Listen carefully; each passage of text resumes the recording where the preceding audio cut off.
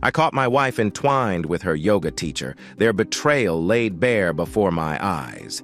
Anger consumed me as I recorded every sordid detail. Their deceit wasn't just a fling, it was a calculated assault on my trust. My heart shattered. I vowed revenge. I exposed their treachery publicly, watching their smug faces turn to horror. My wife begged for mercy, but I was relentless.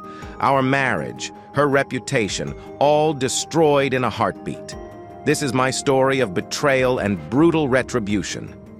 Witness the fallout. My wife is a beautiful woman, but she makes a silly face just before she finishes. That's what I was thinking when everything started. I was on top of her, doing what we usually do. I loved watching her. Her body moved with mine, and it looked great. I felt a mischievous smile come to my face as I suddenly stopped. The look on her face was priceless. Her eyes widened and her mouth opened. "No, no, no, no!" she cried. "Eric, keep going, I'm almost there!" I moved a little, just enough to let her know I might continue. "Make me feel good, please," she begged. "I'll do anything you want later, just keep." Soon, with a few more movements, she was happy again. I wrapped my arms around her waist and pulled her closer, moving faster. She loved it. Then her face changed again to one that showed she was really lost in the moment and happy. A few moments later, I gave it my all. I pushed into her hard, even though she was relaxed and lying there like jelly. Watching her face, I could tell what was about to happen. She had that look that meant she thought she was done, but I wasn't ready to stop. I pulled back and pushed in really hard, so hard that the bed broke and fell apart. "Oh," she said. I couldn't tell if she felt pain or joy, but then both my body and my backside reacted all at once. Of the two, I think the fart felt better, but the smell ruined the moment for me. The look on her face was funny. She was still happy from before, but when the smell hit her, her expression changed quickly. "Oh, what's that?" she said. "Eric, you smell awful." Just then, I heard little feet running down the hall, so I quickly grabbed my robe and went to the bathroom. A moment later, my 10-year-old daughter, Erica, peeked around the corner. "Oh my gosh," she shouted with wide eyes. "What happened in here?" With my robe on, I stepped back into the room and looked at the mess. "I'm not sure, Pumpkin," I said, gently rubbing her head.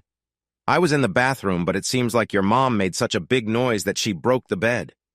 Let's get out of here before that smell gets to us." As we turned to leave, I noticed a wicked look on Dana's pretty face. "Eric, you're going to pay for this," she said, showing me her middle finger. "Didn't someone tell you?" I replied. "I already did. It's running down your legs." Even as Erica pulled me from the room, talking about her swim practice with her best friend, Dana dipped her finger into the soup at her feet. She tasted it, and for a moment my heart jumped. I was still thinking about that as my daughter and I walked down the hallway. "Someone needs to fix that bed today," she shouted. It was just another Saturday in the suburbs. We were all busy, and our day had a tight schedule. I took my daughter to swim practice, stopping to pick up her best friend Kylie on the way. The girls would swim together and do some races, followed by a workout in the weight room. While some girls trained with weights, the coaches took each girl out one by one for personal coaching and time trials. When Erica was younger, I would sit in the bleachers and watch her the whole time. I probably would still do it if she hadn't said it made her nervous. She told me, "Daddy, go live your life. Let me live mine." So I dropped her off and headed back home to wash my car. My car is a shiny 2013 Boss 302. I have to admit, I take very good care of it. It hasn't seen rain and probably doesn't even know what snow is. I only drive it in summer, on days when it's unlikely to rain. I have another Mustang for the spring and fall. In winter and on bad weather days, I drive a Jeep. Many people don't know this, but Jeeps actually enjoy rain, snow, and mud. While I washed my car and dropped Erica off, my wife Dana did the shopping for the week.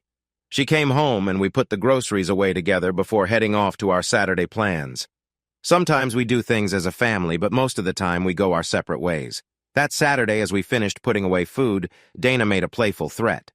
"That bed better get fixed." "Mister," she said, "you should remember to get some lube," I joked.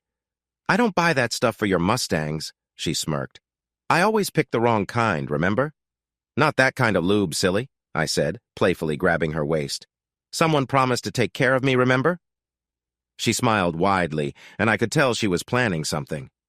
"Well, nobody's getting taken care of on a broken bed," she said with a laugh. "You take care of the rest."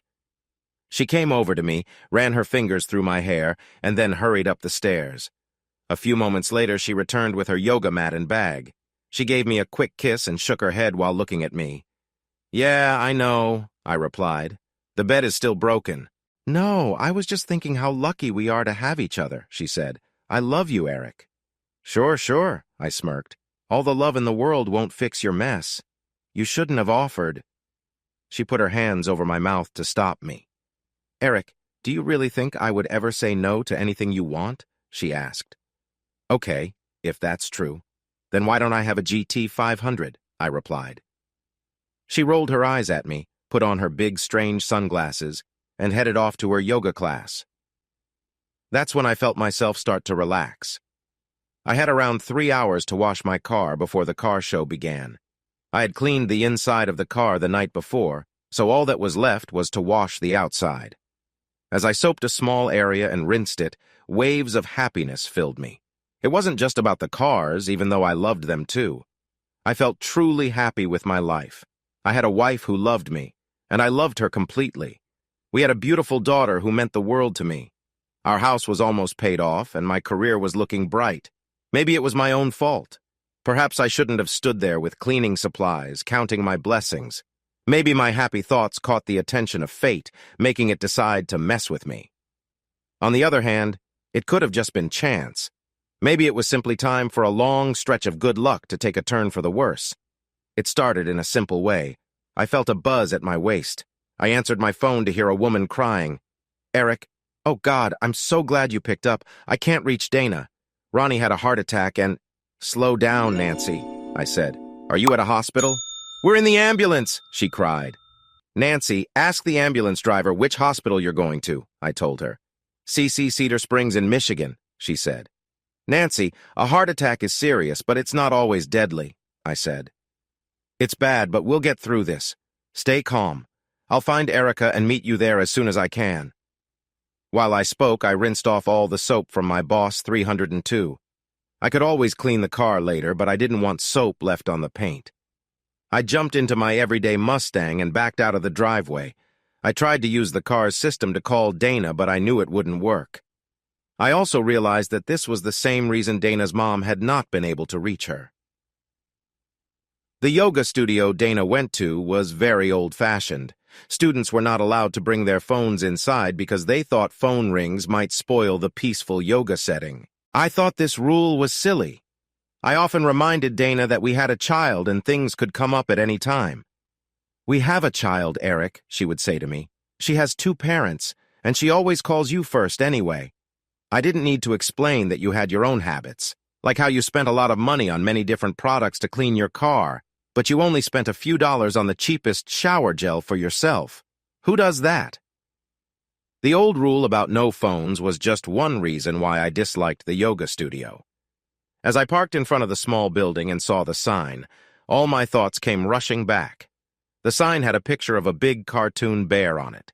The bear was smiling and bending over in a strange way on a mat. The sign said, "Yoga Bear." At first, I thought they had spelled it wrong, but it was meant to be a funny play on words. That's how they explained it to me when I pointed it out. "Don't you see, honey?" Dana told me. "The bear is naked." "Yeah, the place is traditional. So traditional that everyone there is naked." I told Dana she couldn't go. She went twice as often. "Eric, I'm a 34-year-old woman," she laughed. "I've already had a child. Besides you, no one cares about my body." "That's not true, Dana," I said. "You may not be young anymore, but you're still attractive, and you know it. You just want to show off in front of those young guys." "Eric, take me to the club and pick me up," she said. "Just look at those gorgeous young women, and you'll see that most of those guys won't even notice me. Plus, a lot of those guys are gay." So, I agreed. I took her, and it amazed me. There were a few heavier women in the class trying to lose weight, but most of the women there looked like they were ready for a beauty pageant. They were all different, too. Some had long legs and small, perky boobs. Others were thick-legged cheerleader types with larger sizes. And there were even women who looked different in ways I didn't understand. The thin woman with big boobs and a large backside looked kind of strange altogether. Even though I thought Dana was attractive, she did not stand out much among all the beautiful women around us. But I cared about Dana, and I didn't want her showing off to those funny-looking hipster guys with their long beards, odd haircuts, and unusual glasses. They talked about saving the planet and disliked my cars. "Do you know how much harm you're causing to the environment every time you drive that?" one guy asked me. "I'm a proud American," I replied with a smile. "What does that have to do with anything?" he questioned. "The president says all that talk about global warming and the environment is fake," I said. "What about how loud it is?" He kept pushing. "That noise is music to my ears," I answered back with a grin. He just rolled his eyes and rode off on his bicycle. I hoped his beard got caught in the bike and pulled off. I felt annoyed and showed it, but Dana didn't notice. It wasn't like I could really punish her. She's an adult. So instead, I acted like a child. I sulked and stopped talking to her. I even stopped sleeping with her, and that grabbed her attention. For me to back off like that was serious. She began to tease me, showing off her body every chance she got. "The guys in your yoga class get to see a lot more than I do," I joked. "Yeah, but they can't touch," she replied. In the end, she got her way. I only lasted about 3 weeks before she stepped into the shower with me and blew my mind. She pulled me from the shower to our bedroom and made me feel incredible. By the end, I was so worn out I couldn't even spit. "Eric, stop being difficult," she told me. "The only one suffering is you." She was right. Not being intimate was tough. I thought she'd drop yoga just like all her other workout crazes. There had been many. Each one left a memory behind. From aerobics, all she had left were some leg warmers. Tabo only left us with the old videotapes that balanced the garage table. The P90X DVDs? They made great coasters. I figured nudist yoga would last 6 months at most. We were already into the 7th month, and I kept my distance. She had cut her yoga down to twice a week, Saturdays and Wednesdays. She noticed we weren't intimate after her classes. On Wednesdays, she always complained that I didn't rub her back after yoga, but we both knew that if I touched her, it would lead to something more, so I found other things to do. She reluctantly agreed to it. But not having time on Saturday nights, especially after we went out or spent time together as a family, really upset her. We often ended up arguing about it. Erica had to step in a few times. She would knock on our door and ask what we were fighting about. Dana usually said that I was spending too much money on those cars again. "But, Mommy, Daddy loves those cars, and I love my daddy," Erica would always say. This would usually make Dana give in. She would get a strange look on her face, and to be honest, it gave me a weird feeling in my stomach. Having that little girl stand up for me made me feel both excited and nervous at the same time. I always hugged her, and it made me feel closer to her in those moments. It felt like there was no way I could love her more. My heart felt like it would burst from the love I had for my daughter. I really loved Dana, but I would do anything for Erica. I always carried her back to bed, even though she was 10 and probably too old for that. When I returned to our room, the arguments were usually still going on. We would whisper to keep Erica from hearing us. "Why do you have to be so stubborn about this?" Dana whispered. "I put up with your running. I put up with your craziness over Mustangs." "Dana, this is different," I whispered back, getting a little angry. "When I run, I wear clothes and I go alone. After I'm done, I come right back home." "And plop your sweaty self down on my furniture," she hissed. We paused before we continued because her voice was getting loud enough for Erica to hear. "And about my cars," I continued. "I always ask you before I buy a car or make a big purchase. Even though it's my money, I ask because we're married, so everything is ours." She nodded. "But if everything is ours, why do you get that frown on your face every time I ask you to drive one of our cars?" she asked. "Because you have your own car," I replied. "And?" she pressed. "And your car is all banged up," I said, feeling a bit shy. "So you think you have to protect our cars from me?" She smiled. "Yoga is just my way of taking care of my body. Yoga helps me stay fit so you don't have a wife who isn't in shape. Eric, I can't run or lift weights, but I can do yoga." "Why can't you do yoga with your clothes on?" I asked. "It's not about being naked," she complained. "I just like this place and the people in it. But when you turn me down, it makes me feel like I'm not good enough." We always agreed to think about it, but we never really settled the argument. "Hey, Eric," said the receptionist at the yoga studio. She would always look dreamy when I talked to her. She was a pretty 20-year-old girl from India. "I'm sorry, but I can't assist with that." "What yoga pose is that?" They hurried to get away from each other, but in the chaos, the teacher pushed too hard on Dana's stretched leg. She cried out and fell hard to the floor, rolling in pain. He looked at me and the shocked faces of the yoga students standing in the doorway. Even through her pain, Dana tried to cover up what happened. "Eric, honey," she moaned. "It's not what you think." "What is it then?" I replied angrily. "Because what I think is that you were with this guy. That looked more like something else than yoga." "Eric, I know this looks bad, but you didn't see what you think you saw," said the teacher, a balding Indian man I had met a few times before. "Oh, great, he's quoting Will Smith," I said. He looked confused. I walked closer to him, and then he realized I was angry. He jumped back into a stance that looked like karate. It looked silly with his legs bent and his fists ready. He straightened up quickly, hands dropping to protect himself. That's when I hit him in the mouth as hard as I could. When my fist hit his face, he leaned back, and then his whole body followed. The teacher fell hard and spit out a couple of teeth. My hand hurt so much I never wanted to hit anything again. I pulled my foot back and kicked him hard between the legs. He slid almost a foot across the wooden floor. The yoga students watching winced at his loud scream. As I turned to leave, I stopped and looked back at Dana, who was moaning on the floor, holding her leg. "Eric, I'm sorry," she whined. "My leg hurts really bad. I think I need to go to the hospital." "Good," I replied coldly. "That's where I was going. While you were in here with that fake, your dad had a heart attack." Her face went white with shock. I started walking toward the door again. "Eric, wait," she called. "Are you still going to the hospital? I can't drive like this. I can't even move my leg." I turned back to her again. "Dana, remember when I first got my new Mustang? You were worried I'd use it to meet other women like I was having some midlife crisis. You made me promise not to. What was that promise?" I scratched my head like I was trying to remember. "Oh yeah," I said.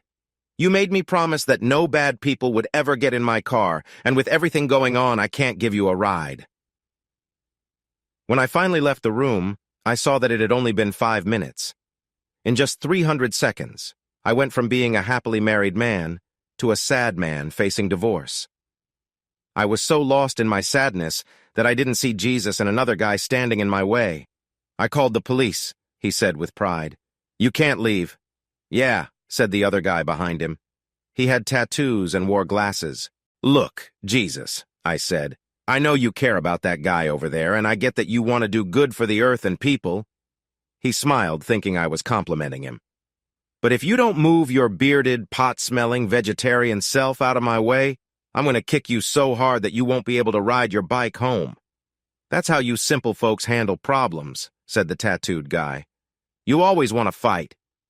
I quickly took his glasses off his face and set them on the floor. His scream was louder than the guru's yelling. He dropped to his knees to look for his glasses. Jesus wisely stepped aside. Sadly, there was a sickening crunch as the other guy's foot hit what he thought was the ground. "Please tell me you didn't step on my glasses," yelled his furious friend, who was nearly blind. "Sorry," said Jesus, looking serious. "You're going to be sorry," said the other guy angrily. I couldn't help but feel disgusted as I watched 2 bare, bearded men struggle on the floor. As I passed through the reception area, the peacefulness of the studio was broken. Indira was trying to calm angry customers who all wanted their money back. It took me 10 minutes to reach the hospital and 5 more to find my mother-in-law. She looked like she had been barely holding on. It seemed she was just strong enough until someone else could help her. As soon as I hugged her, she broke down and started to cry. "They had to put a stent in one of his arteries," she sobbed. "That's it. He is now officially a vegetarian. No more fried food for him, no more barbecue and beer, no meat, no chips, no sauces, no dips. None of that junk food." I squeezed her and nodded. "You should wait until he feels better to tell him that," I smiled. "Why?" she asked. "It's not like he gets a choice in it." "I'm making a stand," I said firmly. "But when he finds out he can't have any of his favorite things, he'll wish he hadn't done this," she replied. "Where's Dana?" she asked. "She was at yoga," I answered honestly. "I told her what happened, then I came to be with you." I'm sure she is either here already or on her way. You're a good son-in-law, Eric, she said, pulling me in for a hug. About half an hour later, the surgeon came in to speak with us. She said that everything was okay. My father-in-law would recover fully, and with a healthy diet and light exercises, he could live a long, happy life. She recommended that he not go back to work for 3 weeks to a month, longer if his job was physical. At this point, my mother-in-law began asking her many questions, and the doctor seemed upset. She took off her surgical cap and mask, and I recognized her. She was a kind, older Indian woman I had seen a few times before, but I couldn't remember where. After the surgeon left, my mother-in-law and I went up to the room. We had been there about 10 minutes when they brought Dana in a wheelchair. "How's Dad?" she asked. "What happened to you?" her mother said with concern. Dana looked at me for help before she answered. "I pulled some muscles in my thigh at yoga," she said. "How's Dad?" Her mother filled Dana in on her father's condition, but Dana kept looking at me. I was trying hard to think of a way to escape. "So, how was the car show?" Dana asked me, a little unsure. "I didn't get to go," I said. "Your mom called, and some things are just more important." "Yep, you always put family first," Dana replied. "You can forgive the people you love for anything. Sometimes things happen, and we have to stick together. If we forgive each other, everything will be great." "Dana, what are you talking about?" her mother said. "Eric knows your father didn't have a heart attack to stop him from going to a car show. No one needs to forgive anyone. You're not making any sense." Dana looked confused, trying to find a way to explain herself. That's when I saw my chance to leave. "Dana, with your leg hurting from yoga, you can't pick Erica up from the mall." "I should go do that," I said. "Why don't you two come back here later?" she suggested. "It might be better for you to go home with your mom," I replied. "She shouldn't be alone right now. I'll call you later." I hugged her mom again and left quickly. I drove to the mall and sat in the parking lot. I had no idea when Erica and her friend would be done shopping. I texted her to let me know when she was ready. While I waited in my car, I looked up divorce lawyers on my phone. That's when the pain of what had happened hit me hard. Up until that moment, I had been just trying to keep going, so I didn't really feel much. But now, with nothing else to focus on, the pain set in. In a way, my father-in-law and I were alike. Not in how we looked, but in what we were going through. We both started the day feeling like happy family men. But then, at nearly the same time, our lives changed in a big way. He had real heart problems. Mine were more about feelings. He needed to change his way of living to stay healthy. I needed to change my life, too. He would have to eat better and move more. I would have to make some tough choices as well. For both of us, that day marked the end of a simpler time. He would wake up realizing he couldn't just eat and drink whatever he wanted anymore. I had just found out that the woman I loved had been unfaithful. My father-in-law might choose to stop eating unhealthy foods forever. I had to figure out if I could ever look at Dana again. Just thinking about her made it hard. Remembering her smile as another man was with her made me doubt I could be close to her again. Honestly, when I thought about Dana, she didn't seem like the woman I loved anymore. She felt more like a problem I needed to solve. I thought about how to deal with her in a way that would cause me the least pain. I felt empty inside. It was as if my heart was no longer there. As I looked at my phone, I saw so many lawyers listed. How could I ever choose one? The idea of meeting 5 or 6 lawyers made me feel sick. Then it hit me. There were so many divorce lawyers because there were so many divorces. I wasn't special. I was just another number. The world wouldn't stop for my marriage ending. In fact, the world wouldn't even slow down. No one would notice my divorce. I'd just become another unhappy divorced guy. There were millions of us. One more wouldn't matter. Just then, my phone rang. I answered, thinking it might be Erica. "Eric, honey, I'm so sorry," Dana said, her voice shaky. "Please forgive me. I don't know how this happened, but I promise it will never happen again." I didn't say anything. The silence was loud. I could hear her breathing. I could almost feel her heart beating. "Dana, was this the first time?" I asked. "Yeah." "No," she cried. "This wasn't the first time with him, right?" I asked. She let out a deep sigh, and I knew the answer. "Sweetheart, it doesn't mean anything," she said. "It was just a moment. It was a way to try something different and pass the time." "I don't agree, Dana," I said. It means our marriage is falling apart. It means we might not be together much longer. Dana, my heart was racing so fast I thought my mom could hear it. I felt a sharp pain inside me. I've never been hit in the stomach, but I could imagine how that felt. I could hardly breathe and thought I might be sick. "What's wrong?" my mom asked. I didn't want her to know what was happening. I didn't understand it myself. "Nothing, Mom," I said. "Eric and I were just talking about how glad we are that Dad is okay." A couple of hours later, I tried to call him again. No answer on his phone or the house phone. Feeling worried, I called my daughter Erica. "What?" she said when she picked up the phone. "That's not how to answer the phone, young lady," I said. "Oh, hi, Mommy," she replied. "I'm tired from swimming and walking around the mall." "Where is your dad?" I asked. "He's outside washing his car and talking to himself," she said. Even at 10 years old, I could tell she was worried. "I don't think he feels well." "Can you ask him to come to the phone?" I asked. "Mom, you know how he gets when he washes his cars. I'll tell him to call you when he finishes. Bye?" And she hung up. I felt so angry that I wanted to go home and yell at her. Eric had spoiled her so much that she did whatever she wanted without thinking about the consequences. I sat by the phone, waiting and hoping it would ring. My sore leg was starting to hurt more. I took my pain medicine and quickly fell asleep. When I woke up the next morning, the house was quiet. My leg was killing me. I knew where I was and why. The medicine must have knocked me out longer than I thought because the sun was up and it felt like it was afternoon. Suddenly, I felt a chill. I had no idea where my mom was or where Eric had gone. I figured Eric had probably skipped his morning run and would find a way to blame me. I called his number, but it went straight to voicemail. That scared me because I knew Eric had a way to trick his phone. Normally, his phone rang a few times before going to voicemail, giving him a chance to pick it up if he was busy. If a call went straight to voicemail, it meant he had blocked my number. I could leave messages, but they would be deleted right away and Eric would never know I called. I decided to call my daughter again. Her phone rang for a long time before she finally picked it up. I could tell she was upset. "Yes, Mother," she said in a cold voice that felt icy. "Erica, where are you?" I asked. "Dad took me and Sarah from the swim team, plus her sister, to the movies while he went for a run. Then he's going to the hospital to see Grandpa. Did you know Grandpa had a heart attack? Anyway, when the movie I'm missing is done, Sarah's mom will drive us home. Dad will pick me up from Sarah's house. Bye, Mom." Right then, I knew that once this was all over, Erica and I needed to talk. I understood what it meant to be a daddy's girl. I used to be one too. But Eric had spoiled Erica too much. She only seemed to listen to him. Since he always gave in to her, it felt like a 10-year-old was running our house.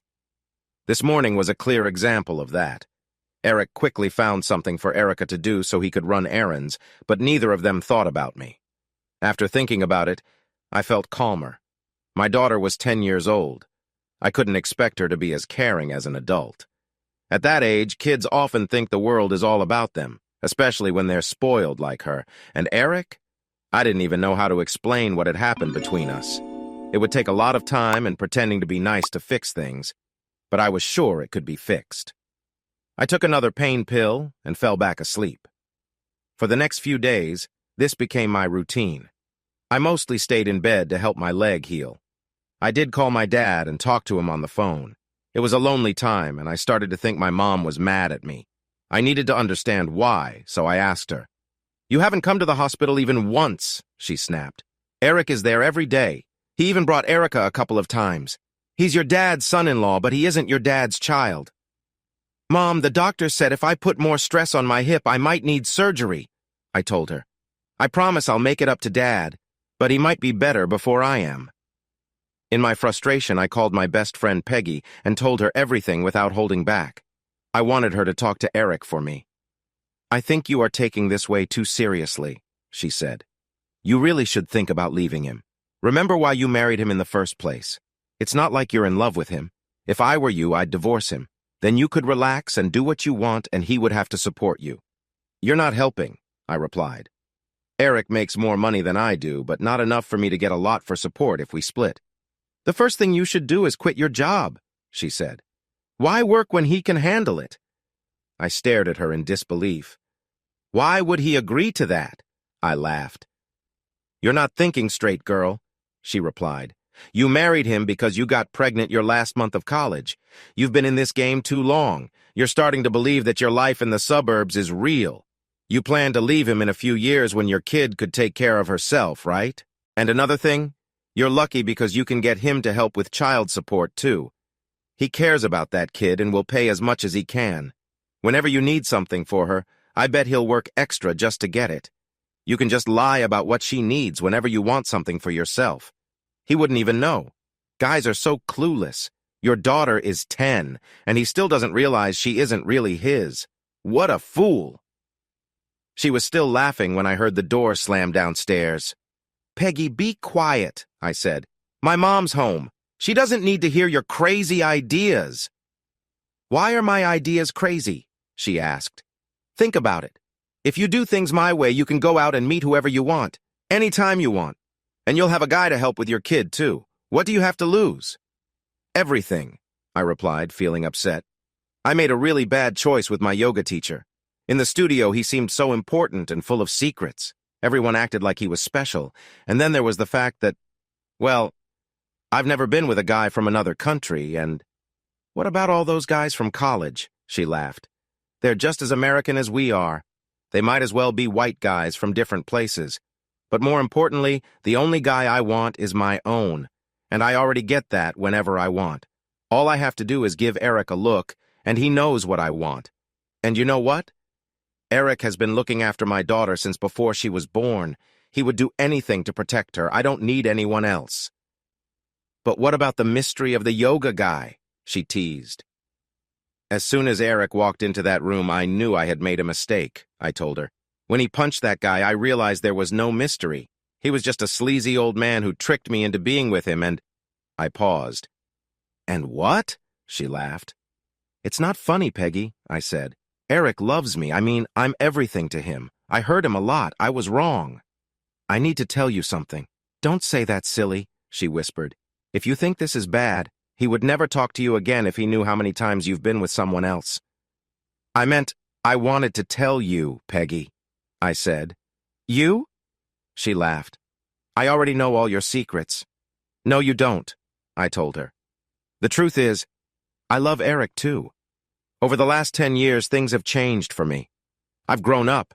It just took me a while to see it. Eric is everything I want in a man. And before all this happened, I hadn't been with anyone else in more than 5 years. Are you serious? She chuckled. I mean, he's cute, but he's so ordinary. He's like a dad. He is my daughter's dad, and we both love him, Peggy, I said. I can get guys like him anytime I want, she said. No, Peg, I laughed. You borrow them. They get what they want and don't give you anything special. Has even one of those guys ever held you close after being together? Nope, they just hurry back to their real lives and tell their friends about you. If your car breaks down or you get sick, does anyone really care? When you're feeling down, you can probably get a lot of guys to be with you, but who will just hold you? Who remembers your birthday? Who goes out to get you things when you need them? Who truly cares about you, Peggy? For a while, we didn't say anything. Peggy, we can't fit into our old cheerleading outfits anymore, I said. Things have changed. Eric still thinks I'm beautiful. He gets jealous if other guys look at me. That man will love me forever, and I just hurt him for something silly. I feel so foolish. Okay, we need a new plan, she said. We have to find a way to win him back. Just then the door slammed and my mom yelled upstairs that she was home. I see Eric came over, she said. What? I asked. He told me he was bringing you some clothes, she said. He left them on the sofa downstairs. Or didn't you two get to talk about the clothes? Mom, I would never be rude in your house, I said. Dana, if you want to give me another grandchild, I'd be happy, she said. Erica is already 10 years old. I think it's time. You don't want to wait until it's too late. Peggy laughed, but suddenly I felt a warm feeling inside. I knew what I wanted more than anything. I wanted to give Eric the child he deserved. But first, I needed to win him back. Peggy and I came up with plan after plan, but none of them worked. I got texts from him asking how my leg was healing or saying he had to go away for work. The messages always came through my mom or from Erica. Speaking of Erica, I wasn't sure how much Eric had told her about our situation, but things were really tense between us. I later found out that my daughter believed I had left her because I hadn't come home. I couldn't tell her that I couldn't return home or that I was staying away to keep her father from leaving us. Peggy and I had figured out that if I went back home, Eric would leave and everyone would find out about our troubles. "I know how to get him back," Peggy said with excitement about 2 weeks after Eric's trip. I sat up so fast that it hurt my leg. "How?" I shouted. "File for a divorce," she said, and I was shocked. "Are you crazy?" I asked. "It's smart," she replied. "It probably won't go far. He loves you. He's just mad. If he thinks he might lose you for good and lose our daughter, he'll beg you to drop the divorce. And if it goes further than we think, you'll have to meet with your lawyers. Then you can ask for a private meeting with him. If he refuses the meeting, then you get your lawyer to say you both need counseling," she added. "How do you know so much about divorces?" I asked. "I've been through 4 of them," she said with a smirk. "You're lying. You've never been married," I laughed. "I didn't say I was," she replied. "But I've been with a lot of married men, and I caused 4 or 5 divorces. This is how it goes. Usually the guys lose in a divorce." So I decided to follow her advice. I got a lawyer that Peggy knew who had just finished law school to file the papers and represent me. We told him that things wouldn't go far. We thought it would never go to court. But of course, everything went wrong. I don't understand how it got so messed up. I don't know why I listened to a woman who has never been married or loved anyone but herself, but I did. It all fell apart like a barrel of trouble rolling down a hill. Eric was served at work. From the start, I had a bad feeling about it. We hired a blonde process server who was supposed to be tough. My lawyer was there to videotape it for me. She walked up to Eric and asked who he was. He smiled and told her his name. Then she told him he was served. I saw a tear roll down his cheek. I think that touched her. It definitely affected me. He wiped his tear and took the envelope from her. He thanked her but shook his head with sadness. She seemed interested. "She cheated on me, but she's asking for a divorce," he said. She hugged him and I got angry. She was supposed to be tough. She even gave him her business card and told him to call her once he felt better. I wanted to strangle her. My lawyer asked for a meeting, but Eric's lawyer refused. He wanted to skip to a judge or go to arbitration. My lawyer said that Eric needed to go to counseling. Eric said no. My lawyer believed that Eric had made a big mistake. The court agreed and said that Eric had to go to counseling sessions. Eric still refused, so the judge called a quick meeting to discuss the situation. Peggy and I were excited. My lawyer told me that the judge would make Eric go to counseling and then we could talk things over. I felt like I was winning. I imagined being back in my own bed in about a week. I knew it would take some time, but eventually Eric and I would be working together for our baby. I almost went somewhere, but it wasn't home. I almost went to jail. I dressed up to show Eric what he was missing. I got my hair and makeup done. I wore a dress that Eric loved, which fit me well. When Eric came in, he looked terrible. I thought he had slept in his clothes and had been sad about me for weeks. I felt like I was winning, but I realized I had been tricked from the start. My lawyer stood up to speak. He seemed nervous at first, but grew more confident as he talked. The judge was nodding, as if he had heard everything my lawyer said many times before. My lawyer listed what I wanted, starting with counseling and a meeting with Eric. He mentioned how Eric had refused to talk to me and how I had firmly said no to the divorce. But if the divorce did happen, I had some simple needs like fair alimony, child support, and the house. That's when things got tense. Eric's lawyer raised his hand like a child in school. The judge stopped my lawyer, and Eric's lawyer asked to speak privately. The judge agreed, and I started to feel nervous. He looked unhappy as he glanced at me and my lawyer. He called us into his office. We sat around a large table waiting for the judge to come in. "Hi, Eric," I said. He acted like he didn't hear me. Before I could say more, the judge walked in, and he looked very angry. He had a big police officer with him who stood by the door. "What are you trying to do, Mr. McCaffrey?" the judge shouted at my lawyer. "Why are you pretending to be a lawyer in my courtroom?" I was shocked. "Your Honor, I am a lawyer," my lawyer said nervously. "I graduated from law school, but I didn't do very well." "But you haven't even taken the bar exam," the judge yelled. "You shouldn't use the word court or try to practice law. You've committed fraud. The bailiff will take you to jail." You need to find a real lawyer.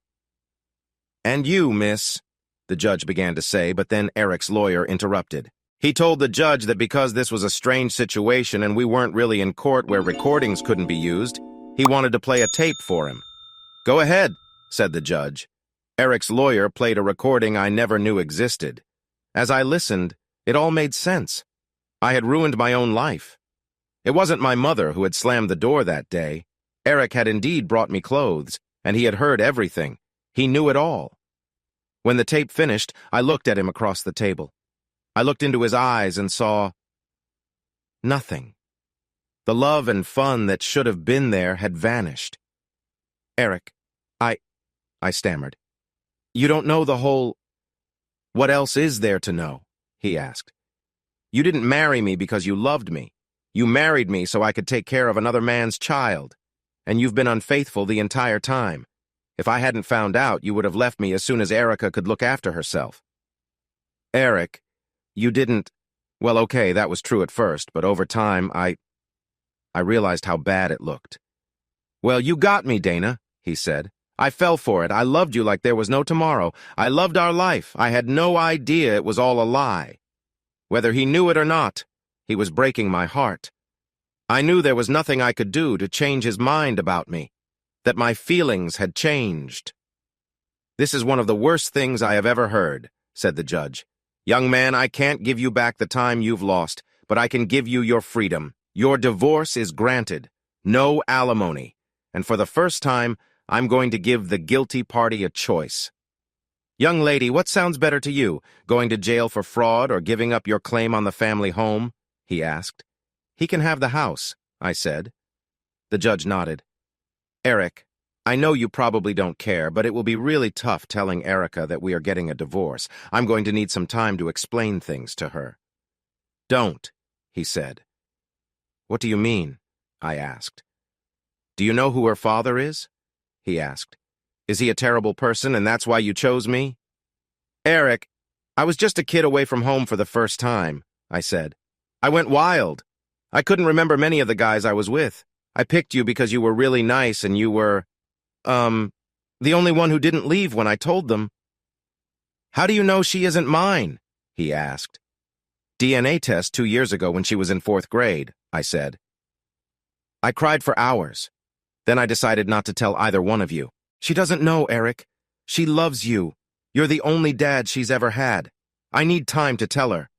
Don't, he said again. One of us being heartbroken is enough. I'll pay child support and we can share custody. We'll take turns every week. But why would you? I started to ask. I love her too, he said. She's all I have left. I want her to have the best childhood possible. We'll tell her the truth when she's older. How about the divorce? I asked. Couldn't we? He just shook his head. There are many kids with divorced parents, he said. She'll handle it better than... The judge looked at me as if I had just shown up from a dirty place. If I ever see you in my court again, for any reason, even if you're the one bringing the case, you will go to jail for a long time, he said with a grumble. I wasn't sure if he was speaking to me or just thinking aloud, but as I walked out of the courtroom, all I could think about was making a plan to win my husband back. Even after hurting him, Eric's love and kindness were clear. His choice to stay in my daughter's life and pay child support for a child that wasn't his meant a lot. I knew him better than anyone. I understood that he didn't want to talk to me right now, so I decided to give him time and space before I tried to reach out again. It was a plan, Peggy whispered as I left the court. What are you talking about? I asked. I spoke to Mitch in his cell, she said. He thinks it was a setup. Eric and his lawyer planned all of this. Think about it. Why didn't he file for the divorce? He had all the proof he needed to go after you. Why wait? Because deep down he still loves me and wasn't sure about the divorce, I replied. No, honey, she said. He still loves your daughter. She's named after him. He helped bring her into the world. That girl could do anything, and he would still care for her. He waited for you to file so you would have to pay the court fees. Plus, about that tape of his, you heard the lawyer. In an ordinary divorce case, they could never have used it. So he avoided every meeting until the court got mad and called him in for a hearing where a judge could listen to the tape. Mitch may have just finished school, but Eric's lawyer really knew what they were doing. I've never seen a divorce case like this. He got everything he wanted. He got the house, doesn't have to give you any money, and he gets to see your daughter half of the time, and she's not even his. Wow. I thought you didn't like being taken advantage of. I don't, I said sharply. I can't tell, she grinned. It looks like you just got taken advantage of by a bunch of people. Mitch didn't help much as a lawyer. Eric's lawyer really took charge. The judge went against you, and at the end of the day, even Eric outsmarted you. Can you name one thing? Just one little thing you got out of this? Eric is paying me child support, I replied. She shook her head. No, he's not, she said. You share custody. When you have your daughter, he pays you. The next week, he has her and you pay him. It all balances out. They all just hurt you. You hurt me too, Peggy, I said. This was your idea. Things got worse in the next few weeks. I had to tell my parents that Eric and I were getting a divorce. Eric wanted me to do two things. First, he wanted me to tell them the real reason we were splitting up. Second, he told me I couldn't say that Erica wasn't his child. He was worried that one of them would accidentally say something and it would upset her. My dad looked at me with disappointment, but he hugged me and said I should learn from this and do better next time. My mom slapped me and started crying. What next time? She shouted. Dana, you're 35. Men your age want younger women. The older men just want a short fling. If they are good men, they're already married. If they're not married, they're either divorced and have issues, or they aren't the kind of man women want to marry. Most are too old to have kids or don't want them. She just stared at me with her mouth open like she was in shock. What, Mom? I asked. Eric, she said. What about him? I asked. Is he okay? Dana. He must have been heartbroken knowing what you did to him. For all the time you were together, he always told everyone how beautiful you were and how lucky he was to have you, she said. Everyone was tired of hearing it. I never got tired of it, I said. Dana, wake up for once, she hissed. He must have felt crushed by what happened. But he came to the hospital to see your dad every day. He sat with us, acting like everything was okay. He brought Erica to see her grandfather. He drove your dad home, and all the while he never... My mom started crying then, and even my dad looked upset with me. Dana, he went through all that alone, she cried. It must have been hard. He was so nice to us, and Erica was so happy. I don't think even she knew how much he was hurting. He never said anything bad about you. He kept making excuses for why you weren't there, while you were at home pretending your leg hurt because you were scared we would find out.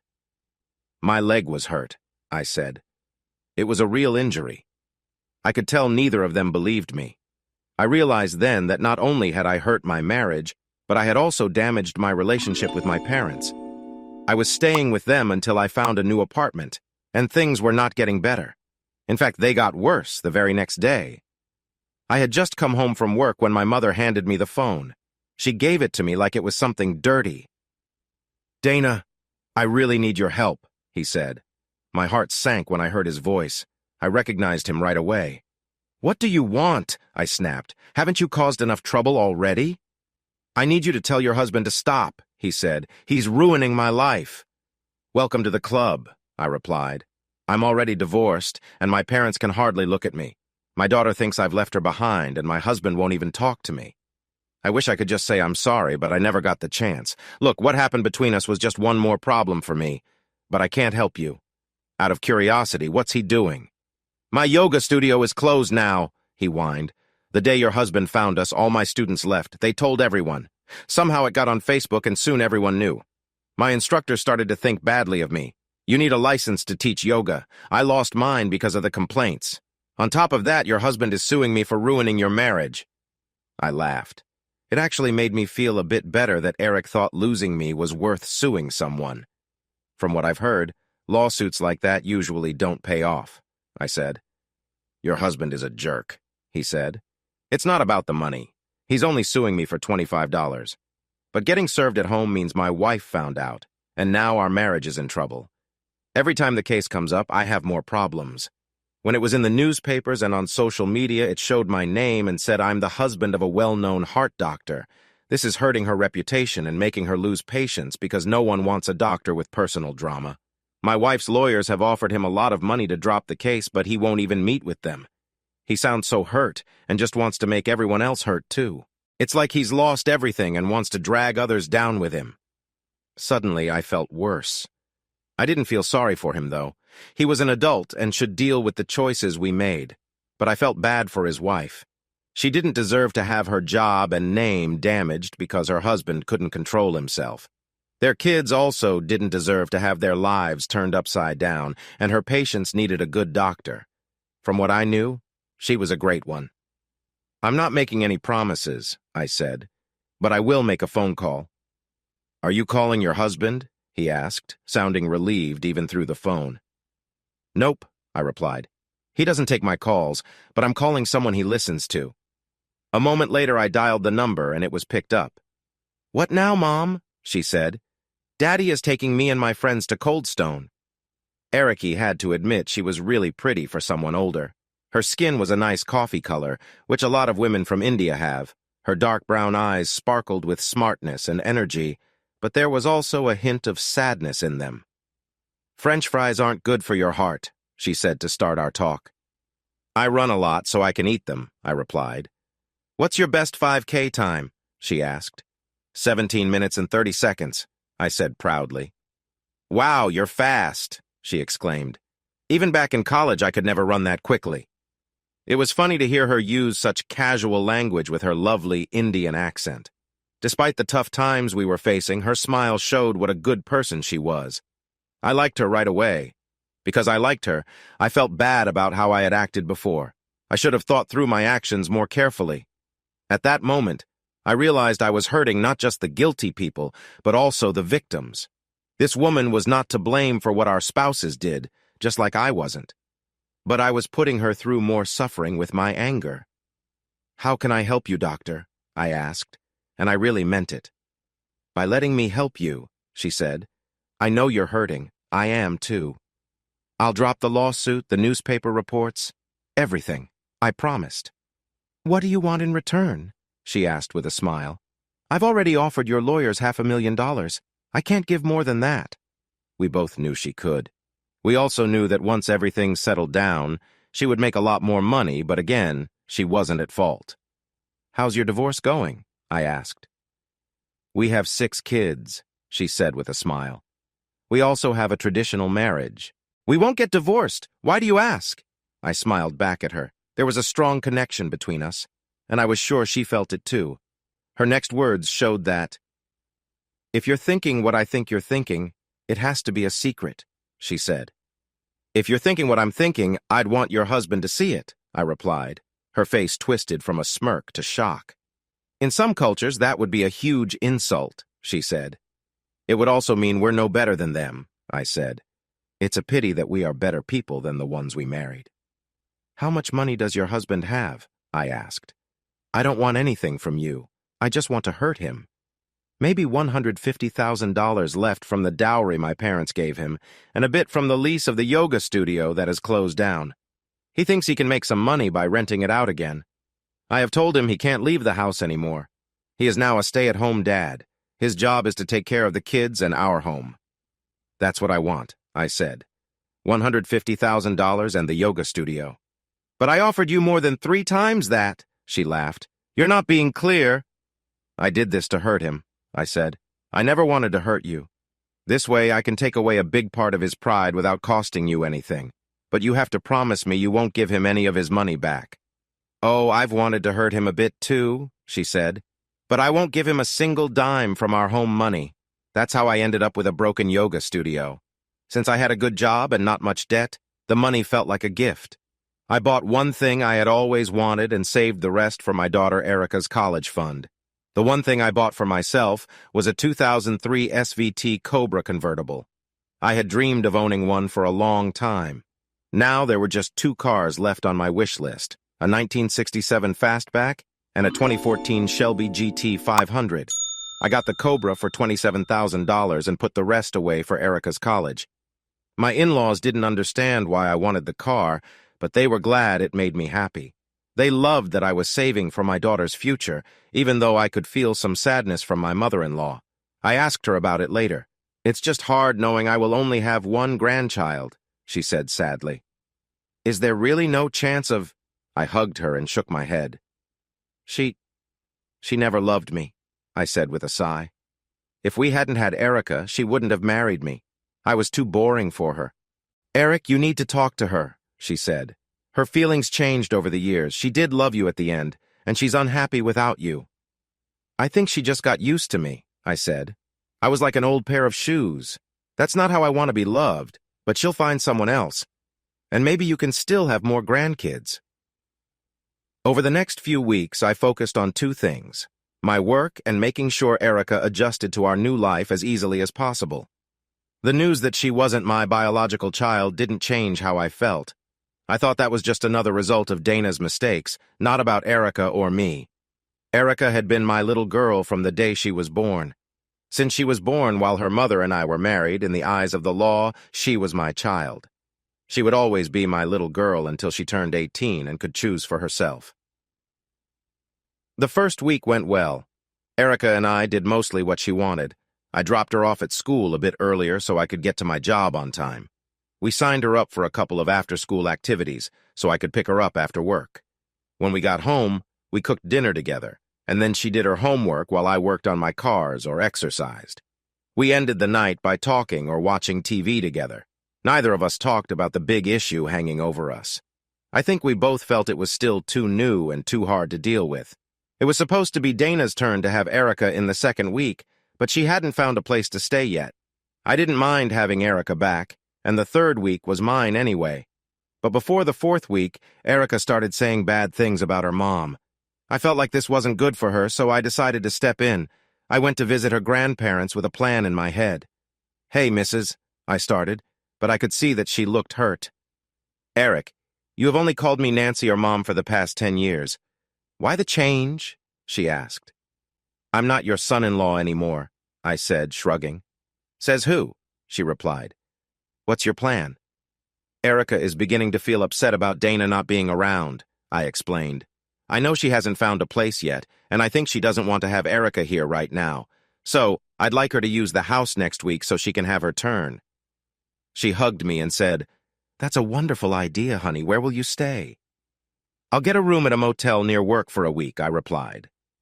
"Oh, no," she said. "You can stay in the guest room upstairs. Those motels are not safe." So I stayed with my in-laws for a week. On Saturday night, I took them out to eat to thank them. On Sunday morning, I went back to the house. I planned for Erica to go to a carnival with her friends. Her friend's mom would drive them and stay with them until I arrived after my run and shower. I would bring them back for dinner, and their parents would pick them up from our house later. I figured the girls would want to leave the carnival early. They were just 10 and 11. They would ride some rides, play games, and then get bored and want to do something else. I knew my daughter wanted to show off our pool, so I was surprised when I got home early that morning from my run. The house was a mess. My 10-year-old daughter was trying to clean it. She looked at me and shook her head. I helped her out, and we made the house look decent. I put Erica's favorite outfit in the wash. Thank goodness for quick wash settings. I was just taking her clothes out of the dryer when Pam's mom called to say she was on her way. "I missed you so much, Daddy," Erica said as she hugged me goodbye. I went to my room to change into my running clothes. My room was a sight to see. There were crumpled papers everywhere, and Dana was sleeping on my bed with a pillow. There was an open bottle of liquor on the bedside table. When I opened the drawer, she stirred in her sleep. I quickly grabbed some shorts and a shirt.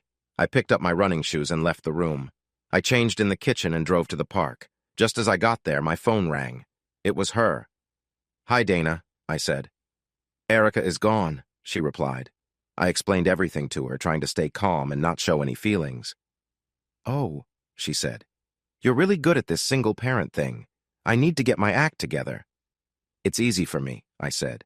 She loves you more," she yelled. "I get it. I'm the one who broke up her family. Did you ever think that maybe it's easier for you because you got the house?" For a moment, we didn't say anything. Then I heard her crying. "That's not what I meant to say," I told her. "I wanted to say that it's easy for me because she's all I have. You have a big family, Dana. I grew up alone. My parents died before I ever met you. I worry about Erica because she's the only one I care about." I could hear her gasp from the other side of the phone. "I'm sorry, Eric," she said, her voice low. "I'm just not coping well." I could have found a place by now, but I don't want a small apartment or a rented house. I want my house that I chose and you paid for. But that's not even right. When I first arrived, I walked around and looked at everything. Besides some of my things, nothing had changed, but it felt empty. The house means nothing without you there. I want my house back. I want my family back. I want my husband back. Do you know what I saw last week? I saw that guy who caused all of this. He was out with his wife and their kids in the park. He tried to hold her hand, but she pulled away. At least they are working on things. They're family. Their marriage is still together. Why isn't mine? It's not fair. Dana, I don't have all the answers, I said. I have to go now to pick up Erica from the carnival. Okay, Eric, she said. Do you think someday we could talk about... Someday, I replied. But not right now. It's still too soon. I can't handle those feelings yet. Bye, Dana. Everything I told her was true, but it didn't cover everything else. I was struggling with our situation, too. I felt a new kind of anger that I had never felt before. I was angry at Dana for what she did to me. We had been married for 10 long years, and it had all been a lie. I had heard the saying, "Nice guys finish last," but she had changed it for me. She had tricked me for years. She looked me in the eye every day and lied. I had no idea how many times she had betrayed me. I was so angry that I felt like I couldn't control it. And that anger was not just for Dana. Besides my daughter and my mother-in-law, I found it hard to trust women at all. Sure, I could act polite to them at work. I was able to chat a bit with Erica's teachers and her friends' moms, but I didn't really trust them at all.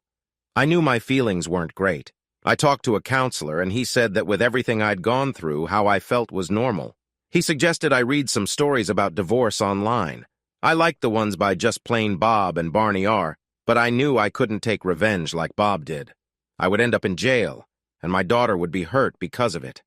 I needed a healthy way to deal with my anger, so I reached out to some guys I knew who had also been divorced. They told me that over time my anger would get better. I started to wonder how long that would take and what they did to get through it. I thought a support group might be helpful, so I called up my divorced friends. I asked each one why they got divorced and for the name of another guy who had also gone through a divorce. I made a list of guys who were divorced because they were cheated on. I didn't want to hear from guys who cheated. They got what they deserved. I also included a few guys who had been cheated on or broken up with before getting married. If they loved the woman, they felt just as bad. Once my list was ready, I invited everyone to my house to talk. I had the meeting catered by a nearby bar. We had lots of snacks and craft beers, plus a grill where everyone could bring their own meat to cook. 15 guys showed up. We had one big session where we shared our stories and then some smaller groups to talk about special issues for divorced guys. I noticed that many of the guys had really nice cars parked on my street, along with trucks and bikes. I thought the evening went well, and it seemed like everyone else thought so too. A big guy named Bill Peck, who was hurt by his high school sweetheart after 23 years of marriage, asked a question many guys were thinking. "Eric, I've really enjoyed meeting you," he said. "It was great to hang out with guys who understand me. When's the next meeting?" "I'll call everyone and let you know," I replied. In the next few days, almost every guy who came called me with ideas and suggestions. Over the next few weeks, we formed a group that was part support, part social club, and part family. Our third get-together was a walkthrough of my empty yoga studio, which I suggested as our clubhouse. We had several members who worked in construction. They volunteered time and materials, and we renovated the whole place. The new setup was very much for guys. There was a big bar with a large TV on every wall. There were lots of places to sit.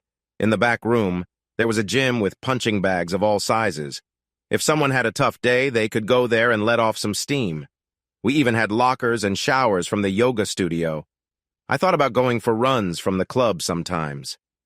The funniest moment was when the sign for the club went up. Some of the guys were upset when they saw the letters BBC on the building. "Hey," one guy said, "that's how I lost my wife." "I've already got one of those," said a guy in the club. "Didn't help me at all." "Remember when we were younger?" I said. "They had the YMCA and the Boys Club. Now we have the Broken-Hearted Boys Club." The club became popular fast. We had to make rules to only let in guys who were really sad from their breakups. Too many guys looked at all the cars and bikes outside and wanted to join. Even funnier were the women who saw the sign and misunderstood. One of our members, a big guy named Will, was good at turning them away. "Are you ladies interested in the BBC?" he'd ask. They would laugh and nod. "Well, come on out back so I can show you." He would take them to the back of the building and into the alley. He pulled out his phone and took pictures of them. "The pictures are for my wall," he said with a big grin. Then he would close the door, leaving them outside. They would knock, so he would open it. "What?" he yelled. "We didn't get to see it," one woman shouted. "You didn't show us," said another. "We came for the BBC," the last one declared, "and we're not leaving without it." "All right, you asked for it," Will said. He pulled down his pants and let it go right there. "I call that Big Willie style," he joked. "We'll put these pictures on the wall. If they come back, we'll let their husbands know why they were here." The club grew more popular. We took trips, held different activities, and had wild parties. We sometimes had strippers and even went to Vegas, doing all the typical guy things. But deep down, we mostly didn't like women, especially our ex-wives. Until one day, I had a Saturday off. Erica was with Dana and I was at the club. I was washing my car behind the club when she walked up and handed me a microfiber towel. "Thanks," I said, not paying much attention. "You're welcome," she smiled. As soon as I heard her voice, I turned around. "I need a favor," she said. I had never seen brown eyes that sparkled like hers. I knew about warm brown eyes and dark ones, but hers were different. I've heard stories about people who are so rude that their eyes look muddy. But her eyes were bright and shining. And it wasn't just her eyes. Her voice had a special charm. It was rough, but still nice to listen to. I'd say she talked like Stevie Nicks sings. She had a soft southern accent that I found really appealing. It wasn't the annoying country twang or the hard-to-follow Cajun sound. It added a lovely touch to everything she said. As I stood there looking at her, almost too long, it was like everything around me turned upside down. Nothing about her seemed normal. Her legs were very long and her jeans hugged her curves, but her hips were slim. It felt like something strange was happening. When you think about it, she had the best of both worlds. She had rounded curves that made you want to take a closer look, but she didn't have an overly wide shape like some celebrities who looked like they ate too much. Her top half was similar. She had narrow shoulders, but her t-shirt was fitted, which made it seem like there was something strong hidden underneath her shirt. But what really caught my attention was her heart-shaped face, framed by her long, thick, honey-blonde hair. I already talked about her bright brown eyes, so I won't repeat that. And her nose was quite small, nothing special. But her full lips could switch from a smile to a pout, creating expressions that were uniquely hers. My feelings were telling me, you can have whatever you want. Sadly, my mind was in control, reminding me of past troubles and heartaches. It whispered, all women can be cruel, and this one is likely worse because she's so stunning. When I finally managed to speak, I said, why would I help you? Because Nancy told me her son-in-law was the nicest man ever. She smiled. It was tough to keep a serious face, but I felt myself softening inside. Honestly, she had me with that last word, ever. What's the favor you need? I asked. I want you to bend the rules of this club where we don't like women, she began. Oh no, I said. That's not going to work. I can't let you. But even as I spoke, part of me was searching for a way to make it happen. Maybe I could say it was a club for everyone hurt by cheating. Perhaps I could claim there was a law that said we had to... Nah, we had too many lawyers around us. There she was, smiling and shaking her head. Not me, Eric, she said with a playful grin. My daddy. Your mom cheated on him? I was shocked. Never, she replied firmly. Her surprise made me feel good. But she did kind of lie to him, she added. That's still bad, I told her. Women can be good at lying. Not all women, she countered. Then she told me a story that sounded like it came from a movie. Her parents were high school sweethearts. They got married and started a family. They had a child. She raised her hand and bowed as she said that. Their life seemed perfect. But then, she got very sick with cancer. Her husband quit his job and sold everything to care for her. He stayed by her side through every test, surgery, and months of treatment. Luckily, she got better. They were both older now, changed by what happened, but they loved each other even more. It took them a long time to pay off the medical bills, but they did it happily. They had beaten cancer. Nothing could stop them now. They built up their savings, sent their daughter to college, and started thinking about retirement. But one day the wife felt she could not wait any longer. She wanted to take a cruise and see Europe, just like they had planned for retirement. As usual, the husband agreed to her wishes. The cruise turned out great. They felt young and in love again. While touring Europe, he noticed she was having a great time but seemed tired often. When he mentioned it, she laughed and said maybe she was pregnant. They both chuckled at that since they were in their 60s. She promised that once they returned to Texas, she'd see a doctor. But on their first night back, she died in her sleep while he held her. She had left him a letter explaining it all. Her cancer had come back stronger than before.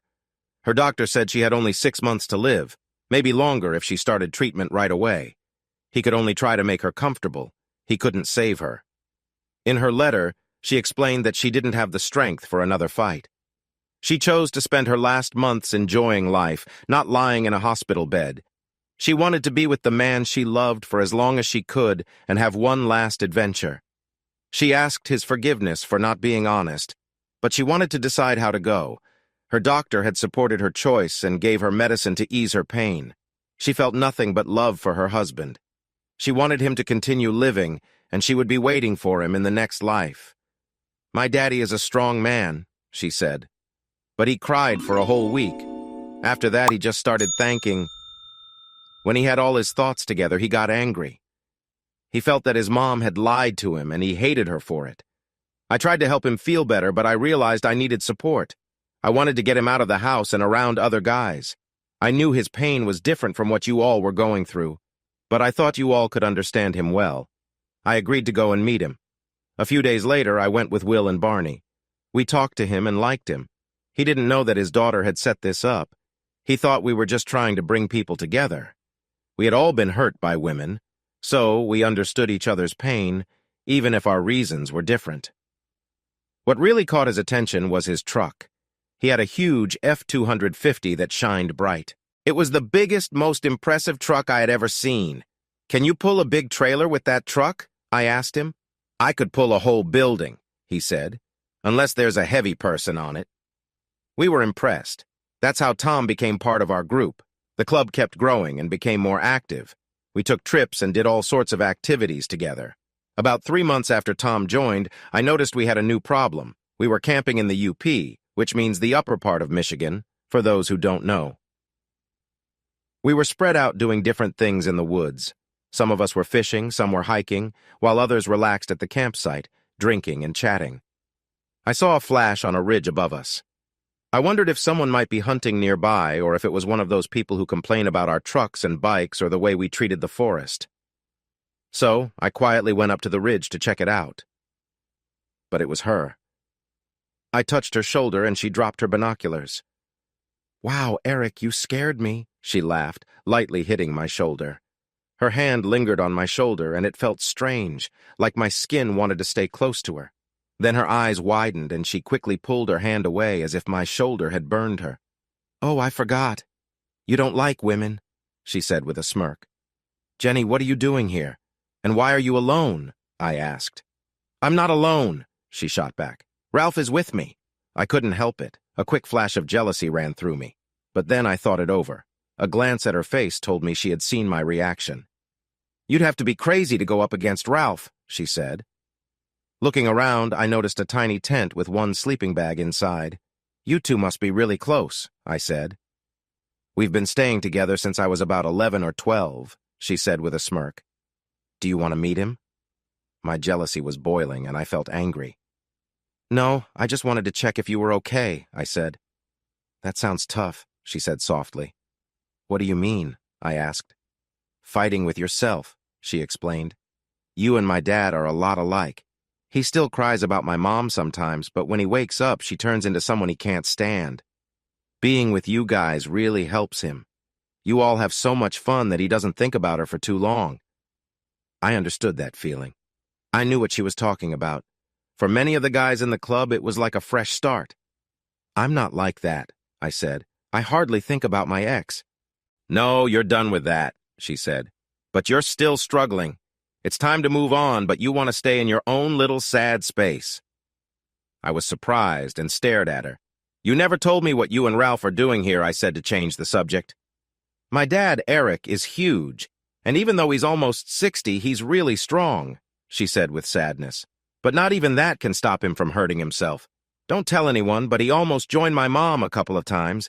As much as he says he hates her, he misses her a lot. I was shocked. I never would have thought Tom would feel that way. Jenny, I didn't know what to say. You and Ralph need to be careful. When people go missing and are found dead, it usually happens in the deep woods. That's why we always stick together. Where's Ralph now? In the tent, she said with a smirk. She walked over to her small tent and bent down. At that moment, I forgot all about Ralph, camping, and everything else. All I could think about was the view of her tan legs showing from her shorts. When she turned her head and saw me staring, I felt my face get really hot. Do you want to meet Ralph or just keep staring at me? She teased. They say that men can only think with one part of their body at a time. At that moment, I wasn't thinking clearly, so I just said what came to mind. Do I have a choice? I asked. Her smile lit up the area around us. You're quite the charmer when you want to be, she said happily. Then she stood up and walked back to me. That's when I saw what she was holding. This is Ralph, she said proudly. I started laughing. It turned out Ralph was a 12-gauge double-barreled shotgun. Anyone who messes with me has to deal with Ralph, she smirked, her eyes sparkling again. Well, at least the ones I don't want to mess with. Eric! Eric! I heard voices calling my name from our campsite. I grabbed her hand and ran down the trail. What are you doing? I ain't, she said, trying to defend herself. As we arrived at the camp, my friends looked happy at first, but then surprised when they spotted Jenny. What the? One of them said. It's a girl, another exclaimed. It's just my daughter, Tom chimed in, looking at her with a frown. Checking on me again, huh? He asked her. I'm fine. You can leave now that you see I'm okay. Not so fast, I said. The sun is setting. Remember how hard it was to drive on those trails to get here? She's not going to drive in the dark. We plan to leave in the morning anyway. She's staying the night. But what about singing by the campfire? One person asked. She's heard bad singing before, I chuckled. But what about our, talking session? Another asked. I have a couple of classic movies in my car, I replied. Her dad's truck has a DVD player. She won't have to listen to us talking too much, and she'll be comfortable. Hey, I was going to share a tent with Tom, Will said. The best place for her to sleep is with her dad. She has her own tent up there on the hill, I said. But I can see her sleeping in her dad's truck. I brought extra blankets. She and Ralph will be just fine. Who the heck is Ralph? That question ended the talk as everyone went back to what they were doing. For the rest of the evening, Jenny tried to stay out of sight. The guys mostly ignored her. She stuck around either with me or her dad. But it was mostly me since he was not happy about her being there. The next morning, I helped her pack her small tent and sleeping bag into her Ford Fusion. That wasn't so bad, was it? She asked. What do you mean? I replied. Being around one of those bad women, she teased, leaning against her car. Nancy was right. You really are nice. Her daughter is foolish. I felt a strong urge to kiss her. Drive safe, I said, turning away. Still fighting it, huh? She laughed. Dana, get up. You're late for work. My mom's voice broke through my tiredness like a shovel hitting a big mess. I don't have to go to work today, I mumbled. I took a few days off. That was a silly thing to do, Dana, she replied. You have Erica coming next week. You should have chosen that time. My head was all foggy from the drinks. Why can't I have a few days of special treatment? I shouted. Why don't I ever get to relax and breathe? She shot back at me. You had that for 10 years, remember? You divorced him, remember? Now you have to work and handle things like the rest of us. I got up and realized I was still wearing the same clothes from last night. Dana, you look terrible and smell like alcohol, she said. I walked past her and into the bathroom. Mom, I'm not a kid anymore, I said. I'm over 30. It's fine for me to relax and enjoy myself now and then. I can manage it. It's part of my plan. Besides, I can't do much for a whole year anyway, so I might as well have some fun now so I don't mess up later. Dana, what are you saying? She asked. The articles I read online all say that a guy needs a year or two to really get over being hurt. If I go back to Eric too soon, he'll just get angrier at me. Right now, Eric is really mad. Did you know he's leading a group that dislikes women? Yeah, I knew that, she said. But I never knew why. Now it makes sense. Eric is too nice to act like that without a good reason. You cheated on him. I thought my mom was going to faint. The last few months have been tough. My relationships have fallen apart. My parents look at me like I'm useless. I feel like a weight dragging them down. My daughter looks at me like I've left her behind. I tried to tell her it was Eric's fault I moved out. I said I would come back the moment Eric wanted me to. I didn't say anything bad about Eric, but I was getting tired of hearing how well he was doing. If I heard one more time how Daddy got a raise or a promotion, I might scream. Even our old friends seem to stay away from me. The few who do talk to me always ask about Eric or tell me what he's up to. Don't they get that being away from him is really hard for me? The only person who really understood me was Peggy. After giving me some bad advice, she felt so guilty that she wanted to help me adjust and maybe win Eric back. Peggy suggested I let loose and have some fun. Think about it, Dana, she said. You're not cheating if you're not married. We went out a lot. I met a lot of guys, too. It wasn't something I planned, but it just happened. The first time, well, let's just say it wasn't good. We were out celebrating, and it might sound silly, but we were celebrating how much Eric loved me, which made him start his group. Peggy told me about some friends of hers who went to the club thinking they would hook up with some guys, but they ended up having a very bad experience. Eric was there, and it seemed like he was in charge. Peggy said that made him the perfect target for me to win back. I just needed to give him some space to really miss me, and then he'd be easy to win back. Anyway, we went out to have a good time. I drank a lot and celebrated hard. The next thing I knew, I woke up in a cheap motel room, feeling terrible with a headache and a bad feeling, covered in a mess. I felt so bad. Things like that had already cost me my marriage. Peggy told me I was still young and needed to enjoy life a bit. So after a couple of months, I thought I was done with that part of my life. Actually, I couldn't even remember why I started that craziness. The fling with my yoga teacher was just a quick mistake that never should have put my marriage at risk. I would go out and be with the old guy and then come home ready for my husband. Eric was clueless. What we did together was so much more than the basic stuff many guys called sex. In truth, I was looking for something like what we used to have, and that was what was missing in all the brief encounters I had lately. Peggy helped me to see what the real issue was. I had been telling her how bad the guys I had been with were. Dana, you're just using them, she said. You don't love them and they don't love you. It's just for fun. At that moment, I realized that I had been searching for something I already had. The reason Eric was so great in bed was that he loved me. He cared if I was happy. I knew I would never find that again. And with every guy I was with, the chance kept growing that he knew Eric. If word got out, I'd never get him back. As I thought more, I realized I had a problem. My mom was right. I had Erica coming over the next week, but I had promised Peggy I would go to Vegas with her. I also needed to find a new job.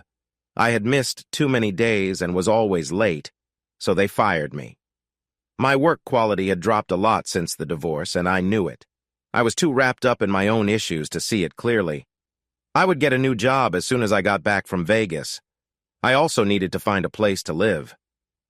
My stay at my parents' house was becoming a bit hard on everyone.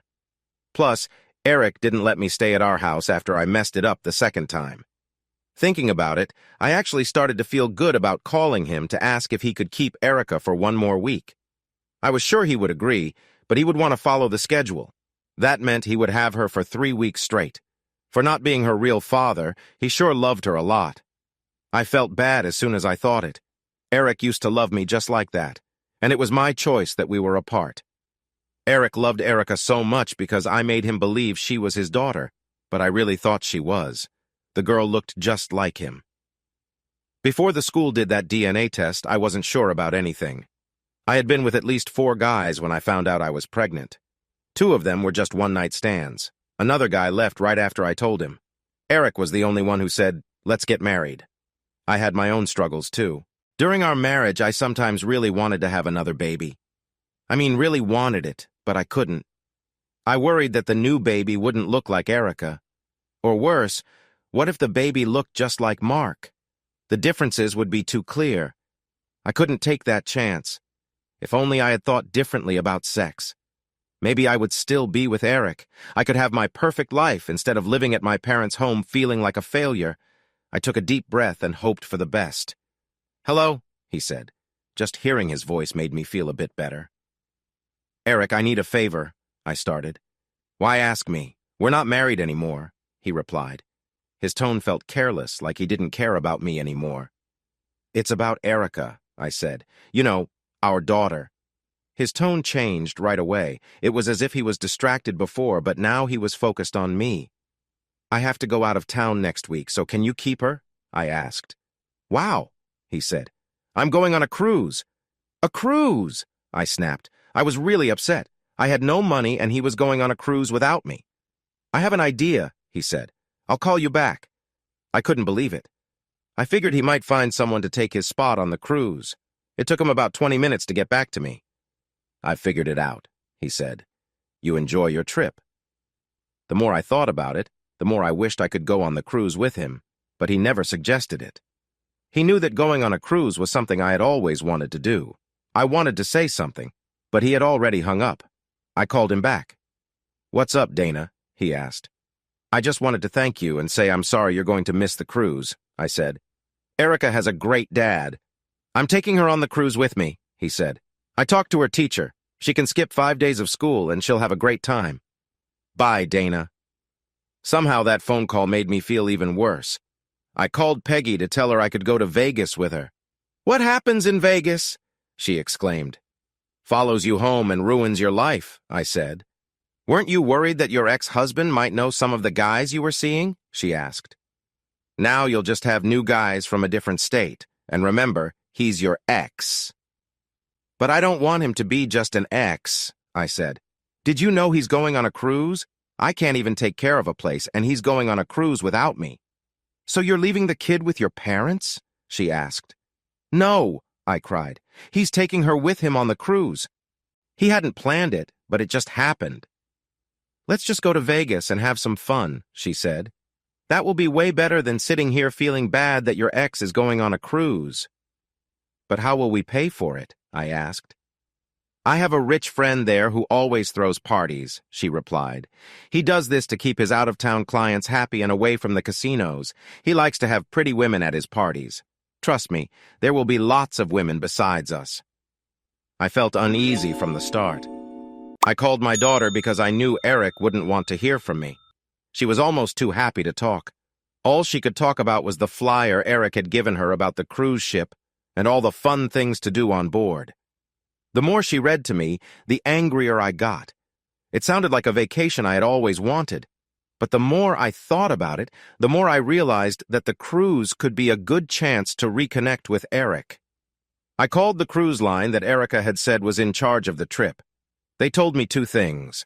The first was the price for a cabin on the ship. My mind raced when I heard it. The second was even worse. Besides a few cabins reserved for groups, the ship was all booked up. That made sense. Eric's group had likely booked a block of cabins at a lower price. He had probably called a few people and rearranged things to get a bigger cabin for himself and his daughter. This only made things more complicated for me. Our separation had changed our family in ways I hadn't expected. I had focused on my relationship with Eric, but had ignored my relationship with my daughter.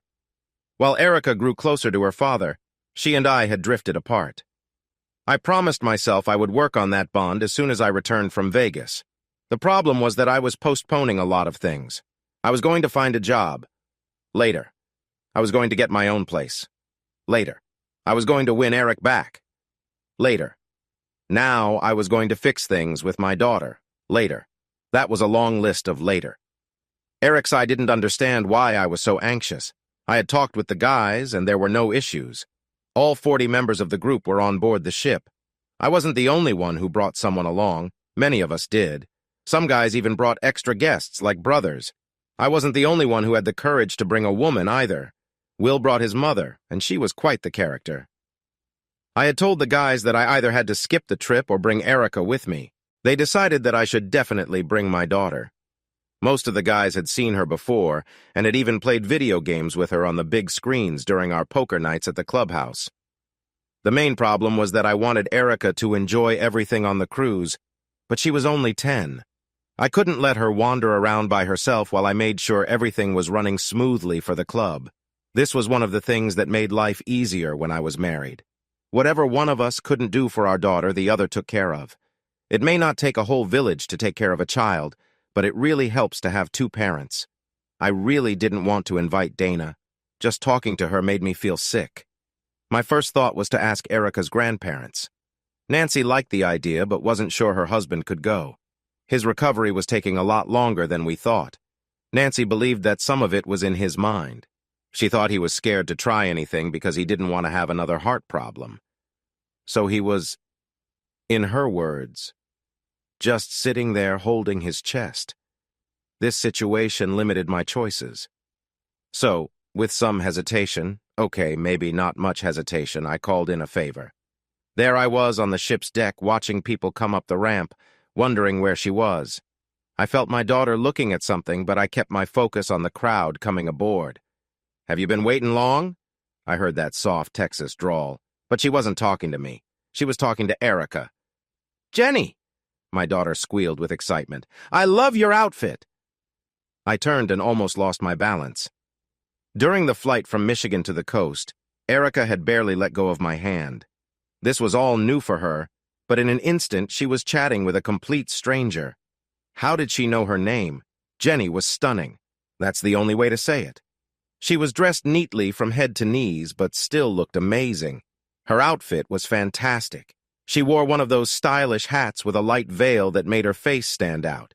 The hat was white, and her dress was navy blue and fit her perfectly. It showed off her curves nicely. A white belt that matched the hat hugged her small waist. The dress highlighted her slim hips, shapely legs, and round backside. Her white heels were so high she looked like she could fall. She noticed me staring and gave a little laugh. "You're staring again," she said with a smirk. I started to explain. "I was just worried you might not make it." "Daddy and I got here before you on the plane," she laughed. "We've been here since breakfast. I already found all the fun things for us to do," said Jenny. "Hey, what about me?" Erica chimed in. "I want to join in on the fun too." "I was talking about me and you, sweetie," Jenny replied with a smile. "Your dad has to hang out with the boys, but if he's really good, maybe we'll let him join us sometimes." For the next 4 days, we had a blast. I made sure my friends were having a great time. Plus, I got to know each of them a little more. Most of my time was spent watching or hanging out with my daughter Erica and Jenny. The three of us had a special bond, even though I seemed to lose every game we played. 2 days before we were set to leave, things suddenly changed. Erica and Jenny were headed to one of the pools on the ship. Erica was trying to teach Jenny how to swim better. In return, Jenny promised to teach Erica how to ride a horse when we got back home. I was supposed to judge our club's first annual diving and belly flop contest. But after the first dive, the 8 contestants decided to skip the contest and start the first annual afternoon beer drinking contest instead. With no need for a judge now, I walked over to the pool to watch my 10-year-old daughter teach a grown woman how to swim. I sat down on a deck chair next to a man I'd seen around the ship often enough to talk to. He was with a group of guys and seemed friendly. He was the kind of guy who loved to make jokes and thought that made him very charming. "That girl needs to stop teasing me and come over here," he said. I just frowned at him. "Who?" one of his friends asked. "Right there," he pointed. "The girl with the long brown hair. You can tell she's hiding a great figure under that swimsuit. She wants me. She keeps leaning over right in front of me." I sat up straight and looked at him seriously. "If you guys weren't here, she'd probably already be." He didn't finish his sentence because I lost my temper. I jumped up, ready to throw the hardest punch I could, but I was stopped by a strong hand holding my arm back. I turned and saw it was Tom. "Looks like I got here just in time," he said. "And this isn't unrelated to what I wanted to talk about." "What happened?" the chubby joke teller asked. "Do you know her or something? I thought you guys were part of that group that doesn't like women." Looks like it wasn't his lucky day. The guy just couldn't stop saying silly things in front of the wrong people. When he mentioned a gay club, Tom snapped and hit him in the face so hard that his chair broke and fell over. His friend quickly put his hands up in the air, showing he wanted no part of this mess. "He deserved it," said Tom.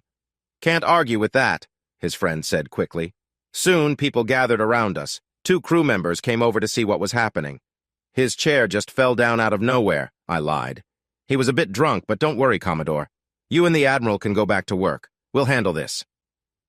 The crew members shrugged and walked away just as the guy started to wake up.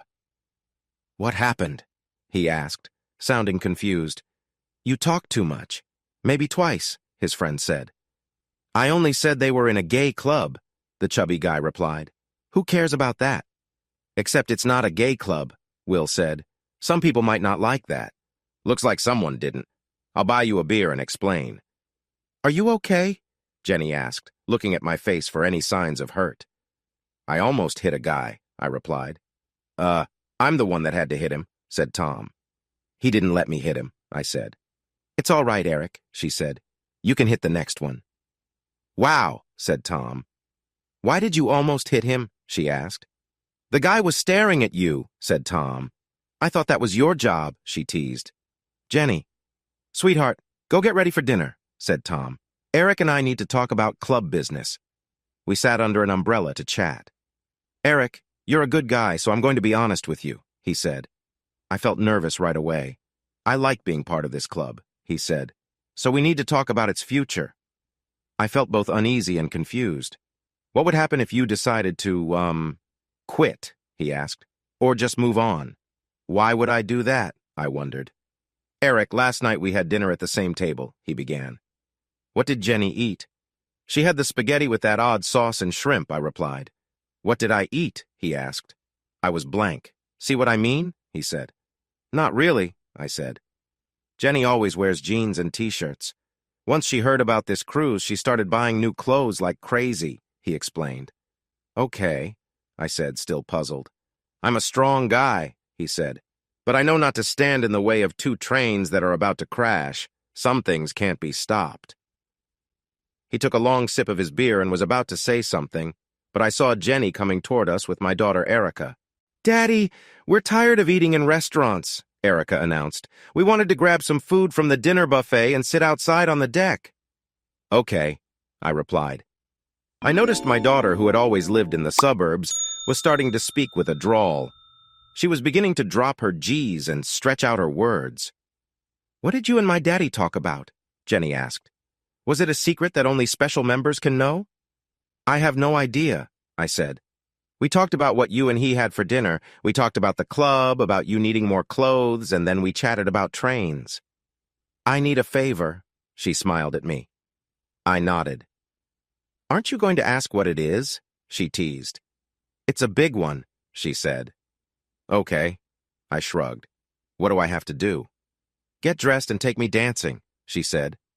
Okay, I replied. Erica will probably be asleep before dinner is done. All that swimming wore her out. Ella will babysit her. Okay, I said. Yeah? She smiled. Her happiness lit up the space.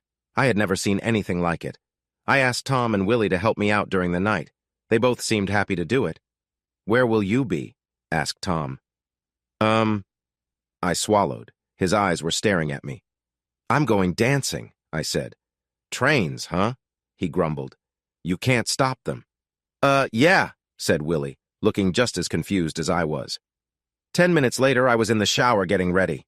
I looked in the mirror and changed my tie. Then I switched my shirt. I put on a black suit for some reason. I had a couple of blue suits, but the black one felt right tonight. I wore a black shirt and picked a bright yellow tie for a pop of color. But then, I decided on a red bow tie instead. I felt like a secret agent. I just needed a vodka martini. Shaken, not stirred. I was proud of how I looked. I knocked on Jenny's door and she opened it before I could knock again. Shh, she whispered. She's trying to fight going to sleep. Where are we going? My daughter asked, struggling to keep her eyes open. I love you, Daddy, she mumbled as she settled on the sofa. I carried her back to her bed. When I turned, Jenny was watching me, and my heart skipped a beat. She looked beautiful. Her little black dress was simple but captivating, but it was her lovely face that I couldn't take my eyes off. When she smiled at me, I felt a rush. We didn't really dance. We just stood still on the dance floor, holding each other close. Sure, we swayed a bit, but it felt more like one long hug. Once, between songs, I went to get us drinks. I got Jenny a glass of chilled white wine and me a vodka martini, shaken, not stirred. For someone who doesn't usually like women, you sure feel good, she said. I feel so warm and safe. Just then, I ran out of the ballroom and leaned over the ship's railing. I spit several times. I looked at Jenny and saw a mix of fear, worry, and laughter on her face. "What's wrong?" she asked. "My drink," I said. "It tastes terrible." She took a sip and started to spit it out, too. "It tastes like medicine," she said. "What is it?" "A vodka martini, shaken, not stirred," I said with pride. "Why did you order that?" she asked. I frowned. "Eric, you can tell me anything," she urged gently. "I ordered it because—" I mumbled. She smiled, encouraging me to continue. "Jenny, being with you makes me do silly things," I admitted. "I felt like James Bond all dressed up for you, so I ordered his drink. I'm not a big fan of Travis Tritt, but you make me feel amazing." She put her small hand over my mouth. "That would have worked," she said, taking a breath. "What?" I exclaimed. I felt lightheaded, almost like I was drunk from just that one bad drink. "If you were trying to impress me, that would have worked," she said. "We should dance before I do something embarrassing." I took her hand and we stepped back onto the shiny dance floor. There were so many lights in the room, but none were as bright as her two brown eyes looking into mine. If we hadn't been dancing before, this time was even more intense. Our feet barely moved. We just stood there, wrapped up in each other. "Eric, I can't breathe," she said. I tried to loosen my hold, but she tightened hers. "It's not that," she said. "You can hold me as tight as you want, but it feels like there isn't enough air in here." We walked onto the deck and into the moonlight.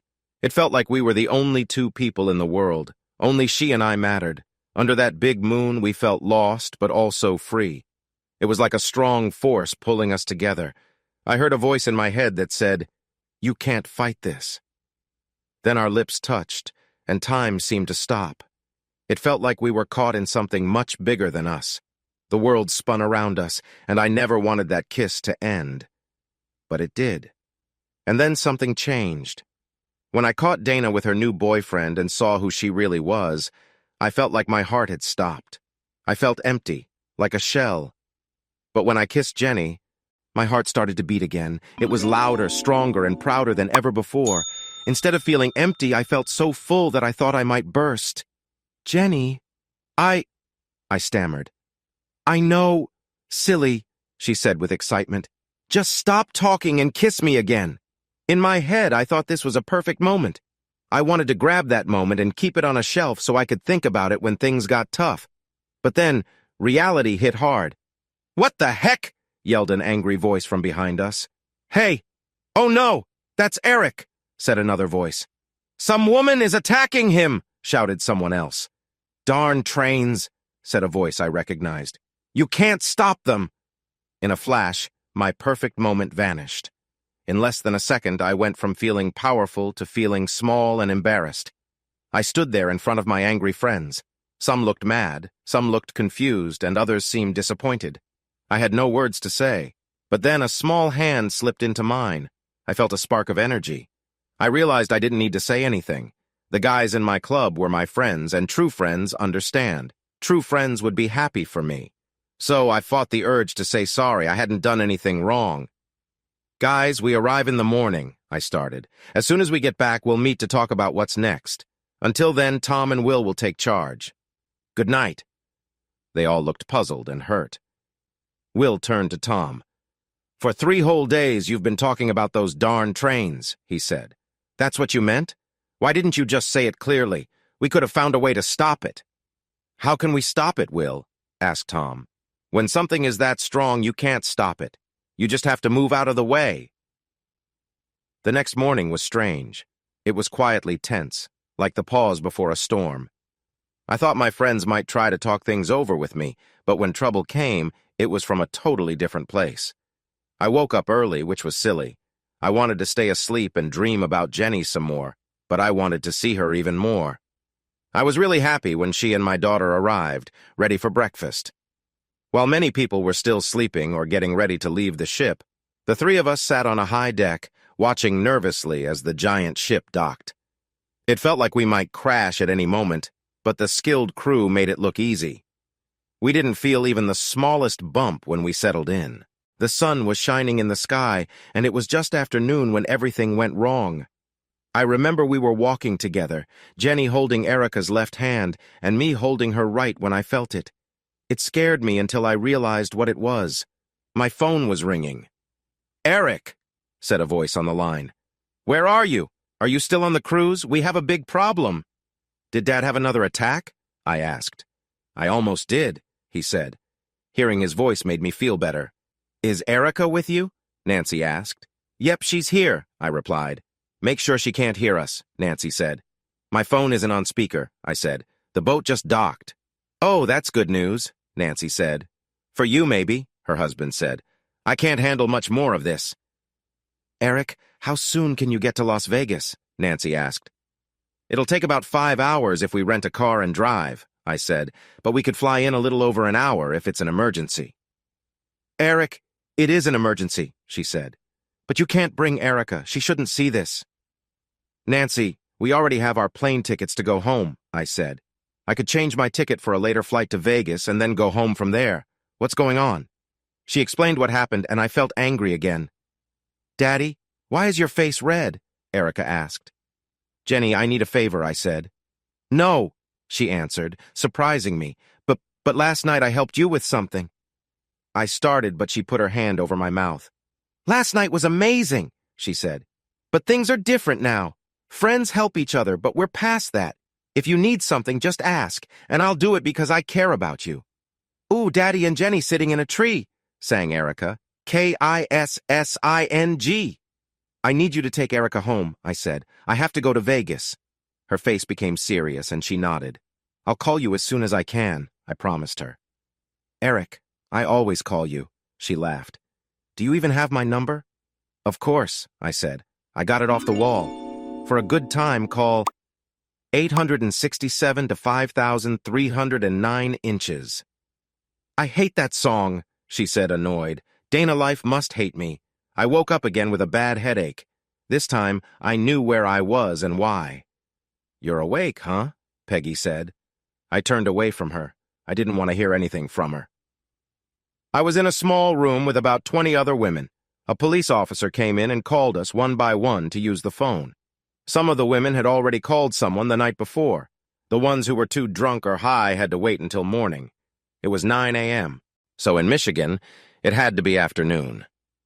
With the phone ready, I thought about my options. There were only 2 people I could call. If I called my mother, she would be mad. If I called my husband, my life would be ruined. There was no way to save my marriage if I called Eric. I dialed my mother's number and spoke to her. I kept it short. I didn't want to give her anything to use against me. My mom was way too friendly with my husband for my liking. If I told her about my troubles, he might find out. The phone rang and she picked up on the 3rd ring. "Mom, I'm in trouble," I said. "Dana, you always seem to be in trouble," she said with a laugh. "Mom, I'm in jail," I said. "Well, that's one way to have your own place," she joked. "Mom, this is serious," I said. "Someone needs to come and get me out. You can use a credit card, but you must be here in person." "What about a bail bondsman?" she asked. "I can't afford that," I replied. "What did you do?" she asked. "I'm not really sure," I lied. "It's one of those silly tourist things. You know, laws can be different from state to state. Things we do all the time in Michigan can be illegal here." "How much is your bail?" she asked.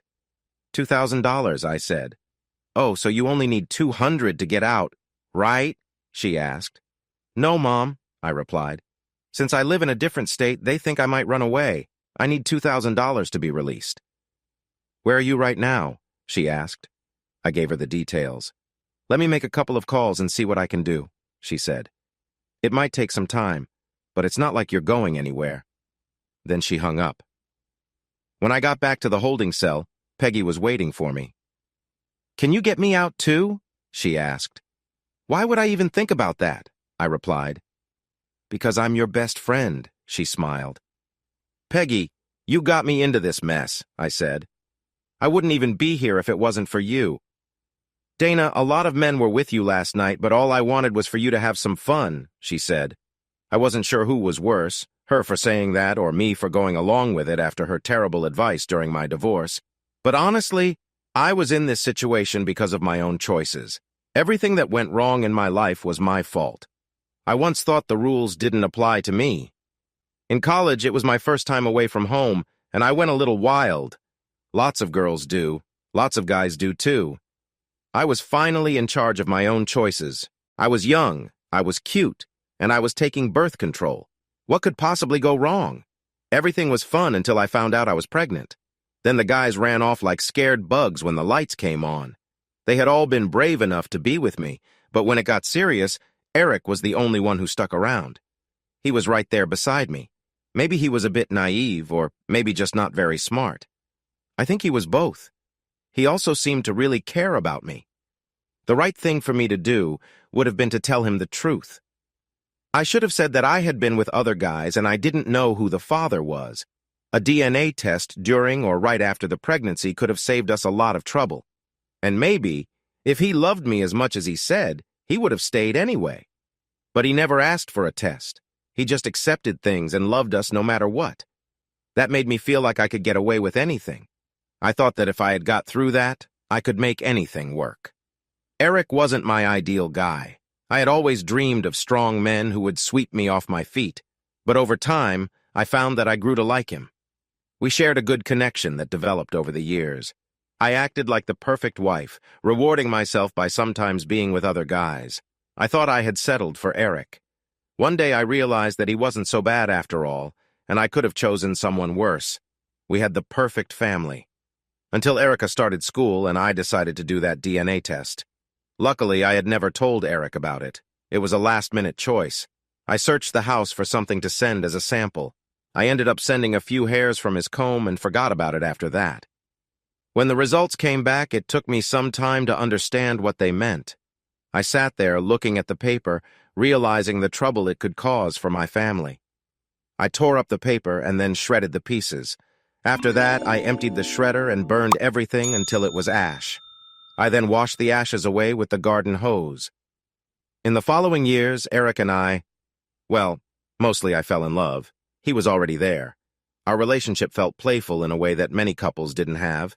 Then I messed it all up by getting involved with a yoga teacher who was in her 50s.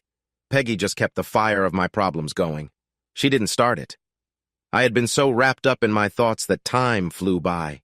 They had to call my name 3 times before Peggy shook me to get my attention. "Your bail has been arranged," said the officer at the door. "Come this way and we have forms for you to sign. You can go back to Michigan, but if you don't show up for your hearing in 60 days, your bail will be taken away and a warrant will be issued for your arrest." I couldn't help but smile. My mom had come through for me after all. "See you later, Peg," I called back. My happiness quickly faded when I realized what my mom had done. She had just done what I often did with my problems. She had pushed them aside for later. Eric was sitting in the room waiting for me. The look of disappointment and disgust on his face was not as bad as I had thought it would be. It was like he could no longer be surprised by anything I did, or maybe he just didn't care about me anymore. "Prostitution!" he shouted. "How can you get arrested for prostitution in a place where it's legal?" Sir," one of the police officers said. "It has to happen in a place that has a license and in an area where it's allowed. We can't let women just come here and act like they did." "So if the government can't make money from it, it's not legal," Eric said. "Exactly," the officer replied. The flight back to Michigan felt like the longest and most tense time ever. Eric sat so far away from me that it felt like we were strangers. It was like he was afraid to touch me, worried that he might catch something from me. "Eric, thanks for coming to get me," I said. "I know we're divorced and all that. Could you maybe come back for my hearing?" "I'm not sure," he replied. "Eric, even if we're divorced," I said, "we have a child. There must be some feelings left between us. If there were none, you wouldn't have come to help. What will you be doing in early June?" He looked over at me and smiled. It wasn't a mean smile. It was a true, happy smile, as if he had just thought of something wonderful. "Jenny wants a wedding in June," he said. "I think I'll be getting married or on my honeymoon." And he was right. They married just before my hearing, and they were on their honeymoon while I went back to Las Vegas. The woman he married, Jenny, is really nice and very beautiful. She and Eric remind me of lights that shine brighter when they are close. The closer they get, the more they glow. The hardest part for me is knowing that my mom somehow helped bring them together. But it never would have happened if I hadn't pushed Eric away. My tendency to avoid problems finally caught up with me. I pushed things too far and ran out of chances to get Eric back. I got 2 years of probation where I had to check in within 2 hours for random drug tests. I couldn't afford to fly back and forth, and the drug tests made it impossible for me, so I had to move to Vegas. Eric had no problem taking care of our daughter, Erica, full-time. To his credit, he brought her to Vegas to see me at least once a month and made sure I was part of every decision about her life. He flew her to Vegas, and the three of us, plus Jenny, talked when Erica decided to stop swimming. It turned out to be a great choice because she was a strong swimmer, but she might also go to the Olympics for horse jumping. After I moved back to Michigan, I lived a simple life with my parents until my dad passed away from his second heart attack. Now my mom and I live together, and I have a good job at a company that Eric started. I hope to meet my next Mr. Right someday. Epilogue. For such a beautiful woman, it surprises me how much more beautiful my wife looks when she's really happy.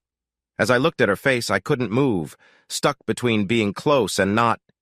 "Eric," she said with a pout. "You're staring again. We don't have much time. Erica will be back from feeding the horses in about 10 minutes.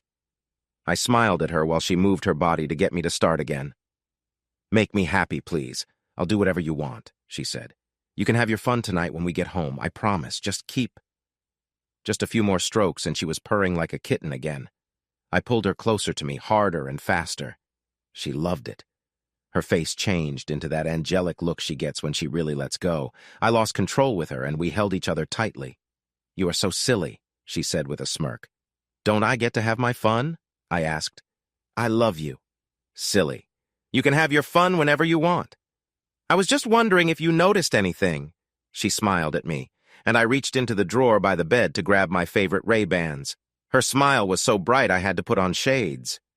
"Is it that you look even more beautiful?" I said. Just then, Erica burst into the room. "Oh my God, you smell like a horse," I said. "I was feeding them," she said. We had moved into a bigger house with space for 2 horses and a corral for Erica to train in. There were also trails nearby for her to ride and for me to run. But we were still in a busy part of Michigan, so my daughter's Texas accent showed she spent a lot of time with Jenny. "Has he figured it out yet?" she asked. "No," said Jenny. "Why is he wearing sunglasses in bed?" asked Erica. "He thinks he's funny," said Jenny. "I'm going to give him a hint," said Erica. "Daddy, how many people live in this house?" "5, I said. "You, me, Jenny, and your 2 horses." "Nope," she said with a smirk. "It's 4. Did one of the horses die?" I asked. "Of course not," she said. "I said people and that live in the house." Realizing she had already said 4, I thought for a moment. "Is your grandpa coming to stay with us?" "He's kind of silly, isn't he?" she asked Jenny. "But he's cute," said Jenny. My 11-year-old daughter could not hold back any longer. "We're having a baby, Daddy," she said excitedly. All I could do was sit up in bed, staring at Jenny in disbelief. She nodded. It was one of the happiest days I could remember. Jenny and I loved each other completely, and we planned to stay together forever. My life felt great. Tom had asked me to help with his truck rental business. This gave me a smart idea to use some trucks to start a service that delivered medical equipment to homes.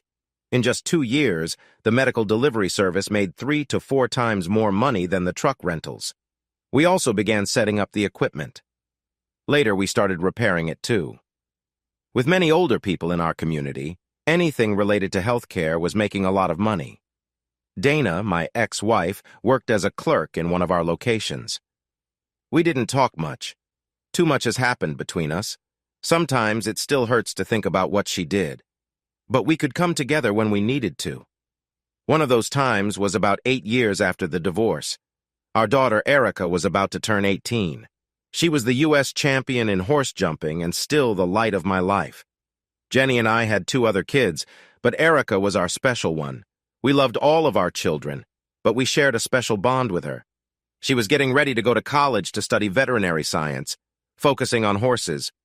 Dana and I talked and decided there was no need to tell Erica about her birth. or that I wasn't her biological father. Sometimes telling the truth can cause more pain than comfort. I was no longer part of the BBC. I spoke at a special meeting right after the cruise. In my speech, I told the members that my time with them was over. The club was meant to help us heal during hard times. I didn't need that support anymore, and I hoped that the others would heal too. I left Tom and Will in charge and gave them the lease for the club. A year later, Will left the club to marry Peggy. They now have 6 kids together. I guess she found her happiness. What's up, story lovers? This is the Story Guy, and if you're hungry for crazy tales and mind-blowing narratives, you've come to the right place. Don't forget to smash that subscribe button so you don't miss out on our weekly dose of crazy cheating stories, fun fiction and gut-ripping comedy from around the world. But that's not all. We also create our own original stories, and trust me, you won't find these anywhere else. Want even more spine-tingling reads? Head down to the description and grab our exclusive story collections. Thanks for watching, and I'll catch you in the next video.